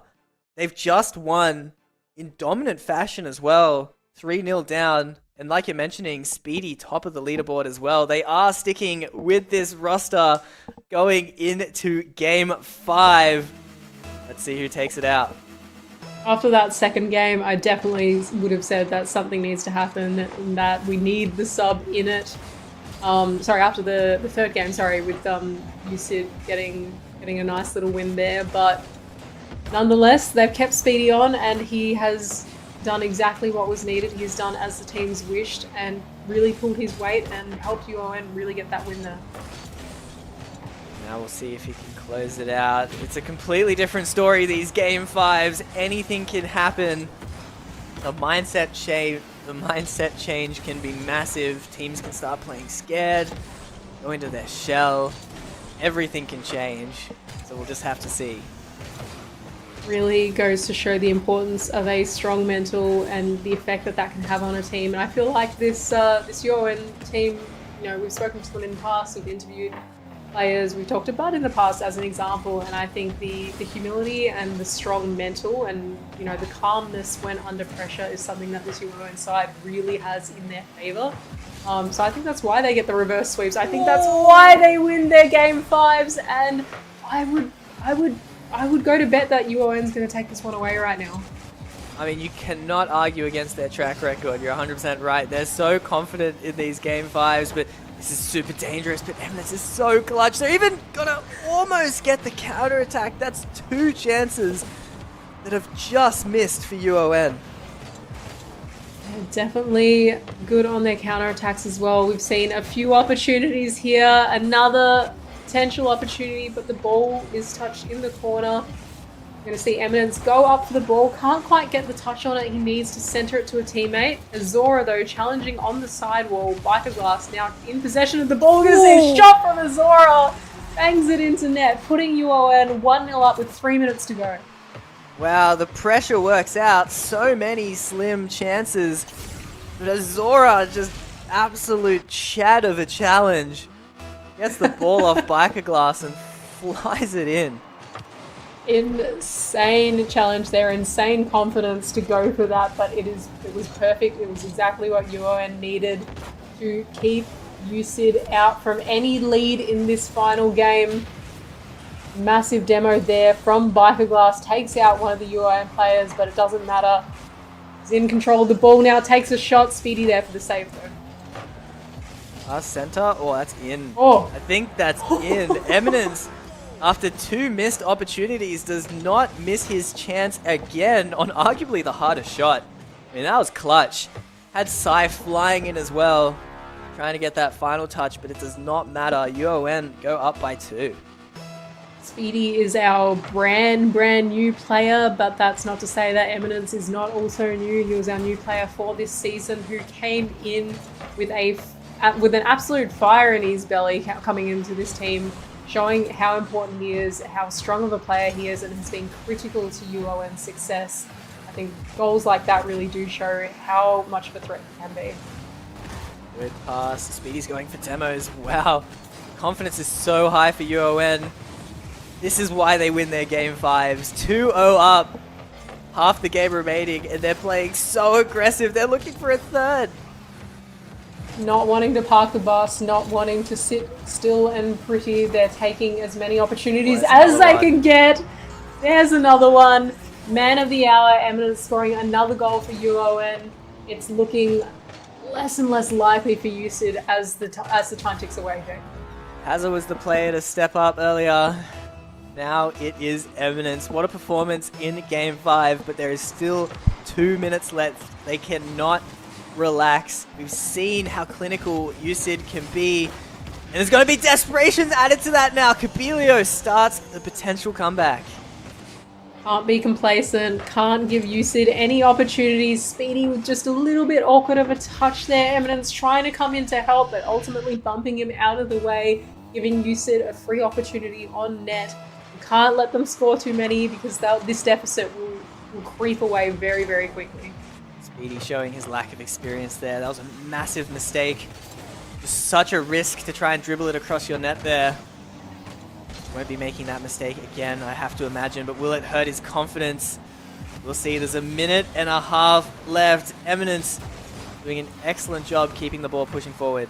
Oh, a massive, massive 50 from Azora. A massive block in midair. Sorry, not a 50. I guess he... Oh, no, that was a 50. BkWhatOCE did get a touch on that. Azora just full confidence, fully sending it out of their end, just wanting to score, wanting to give them another goal to put them in such a better lead. And yeah, just a massive result for UON there. The second dunk goal from Azora in this Game 5. Absolutely clutch. Now Speedy, here's his chance. Oh, he doesn't decide to take it. Lets us drop to Eminence. No goal. Big miss. Speedy certainly starting to struggle in this Game 5. The nerves are getting to him. He has a minute to hold on, but thankfully for UON, the lead is so large. Definitely, and I think the smart thing is recognizing the struggle a little bit and playing just that little bit safer. If Azora is able to take those really like Chad 50s and shots, then let Speedy play back and play a little bit more safely and passively if he needs to. I see Eminence with the block as well. BkWhatOCE trying to take it to the corner, manages to get a 50, but it doesn't result in a shot. No, not quite. Here they push the ball forward. Eminence is up. Not able to do much just yet. That's a big miss from Speedy. Uh-oh, now BkWhatOCE misses as well. Bit of a disaster for everyone. The time is ticking down, and I mean, that absolutely favors UON. They're even going to get a 5th. What a performance from them, holding their nerve. Coming down, 2-1 down to take out this series. They stay 4-0 now in the tournament. Wow. Yeah, a clean sheet is exactly what they wanted. They've matched UNSW's record so far. It'd be interesting to see how those two teams go up against each other. But UCID just out of time now to be able to take this series. 10 seconds left. And just such disappointment for UCID. They were playing so well. But still, it feels like they just need a more consistent way to score. I don't know, like, their defense is good. They look organized, but something just seems to be missing for them to actually win these series. Yeah, it's hard. I mean, it's hard to judge when you come up against a team like UON who have just, yeah, they have that track record of fighting their way back. They don't seem to ever start a series off super strong, but they definitely finish strong, as we can see. I think it's hard to call against UON. I would love to see UCID playing like they were tonight against another one of the mid-pack teams, just to kind of, I guess, get a better gauge of where they're sitting. But UON just looking super strong right now and having a clean sheet for a record.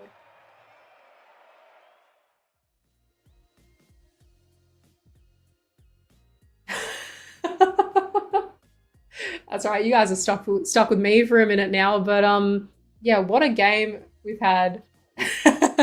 Jake is back. Good. What a game we've had there. Yeah, UON just super strong. Too strong for UCID, and what a night it's been. UON proving that they're still top dogs. I mean, time and time again, they're winning these game 5s, which is just ridiculous. The clutch factor coming in huge for UON. It's a joy to watch. Yeah, absolutely. And a joy to cast as well. We love nice close series. It's always a bit of fun to see how these play out. And yeah, keen to see how they go for the rest of the season. Okay, we got an interview with UON. It is the superstar Speedy. Speedy, congrats on the win. How you feeling? Yeah, good. No, it wasn't too bad. That was the first game, so yeah, good experience. Good first game.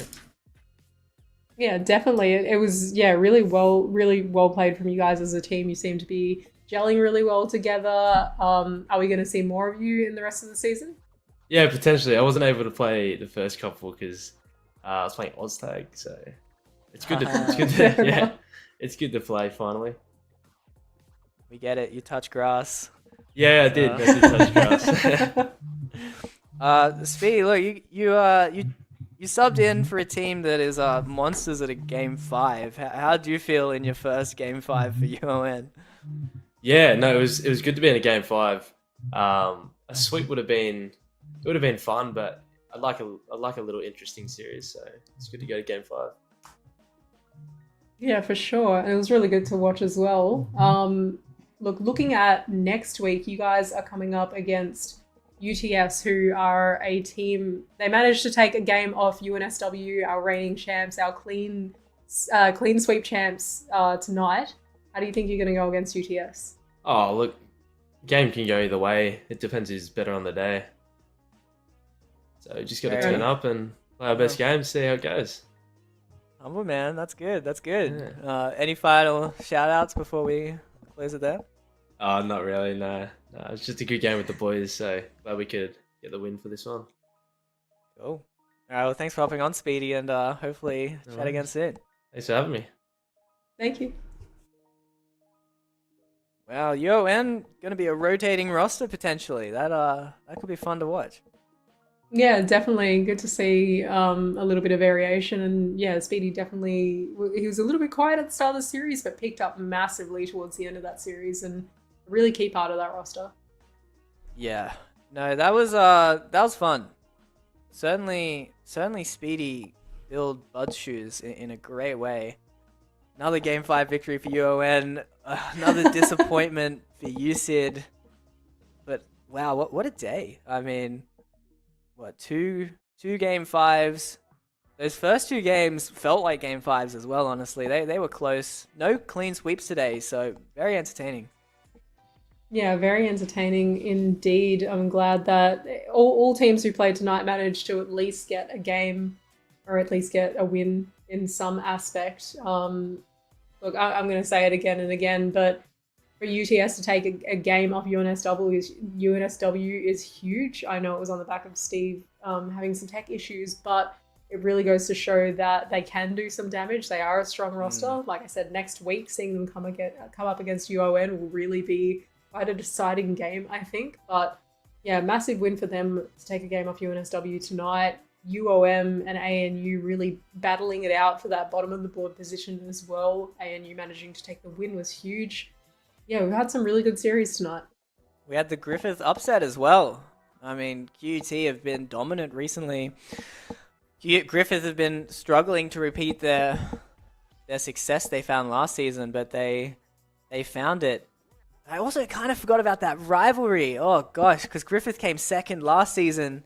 Everyone was saying QUT probably should have came second, but that is a statement for Griffith to show at least who was better today. Yeah, absolutely. But I guess one thing to note was that QUT didn't have their core roster, and we know how much of an effect subs can have. Sometimes there are super subs, sometimes subs can essentially, no matter, like we said earlier, no matter how well a sub is playing, the team may just not gel as well, and I felt like that was the case for QUT tonight. I think every series we had either a sub come in midway during the series, or at least started off the series with a sub. I don't think we had any series tonight with fully core rosters, actually. No, you're right. There was a lot of mismatch. Tends to happen in the uni league. You know, these people are very busy, but it's good to see. It's good to see the depth of talent amongst all the teams. Yeah, absolutely, absolutely. It was a good night with a lot of variation, a lot of I guess not necessarily upsets, but a lot of things up in the air. And really, yeah, it goes to show how much of a solid middle pack of teams we have. Yes. So here are the standings after today. UCID dropping down. Feels like we got a bit of a top 5 race at the moment. Exact same as last season. Last season we had the super close top 5, and it was UON who lost in terms of tiebreakers, but they have put themselves in a fantastic position to hopefully not have the same fate. Absolutely, but they still have some tough matches to come, that's for sure. They've managed to keep a clean sheet for now, same as UNSW, but I don't know how much longer. Someone's going to drop a series eventually, and I fear for UON that they have some tricky series to come in the following weeks. We can see UTS managing to solidify themselves or not solidify themselves, I guess, but sitting in third at the moment, tied game-wise or series-wise with QUT and Griffith as well. So you are right, it is a bit of a battle of the top 5 teams at the moment.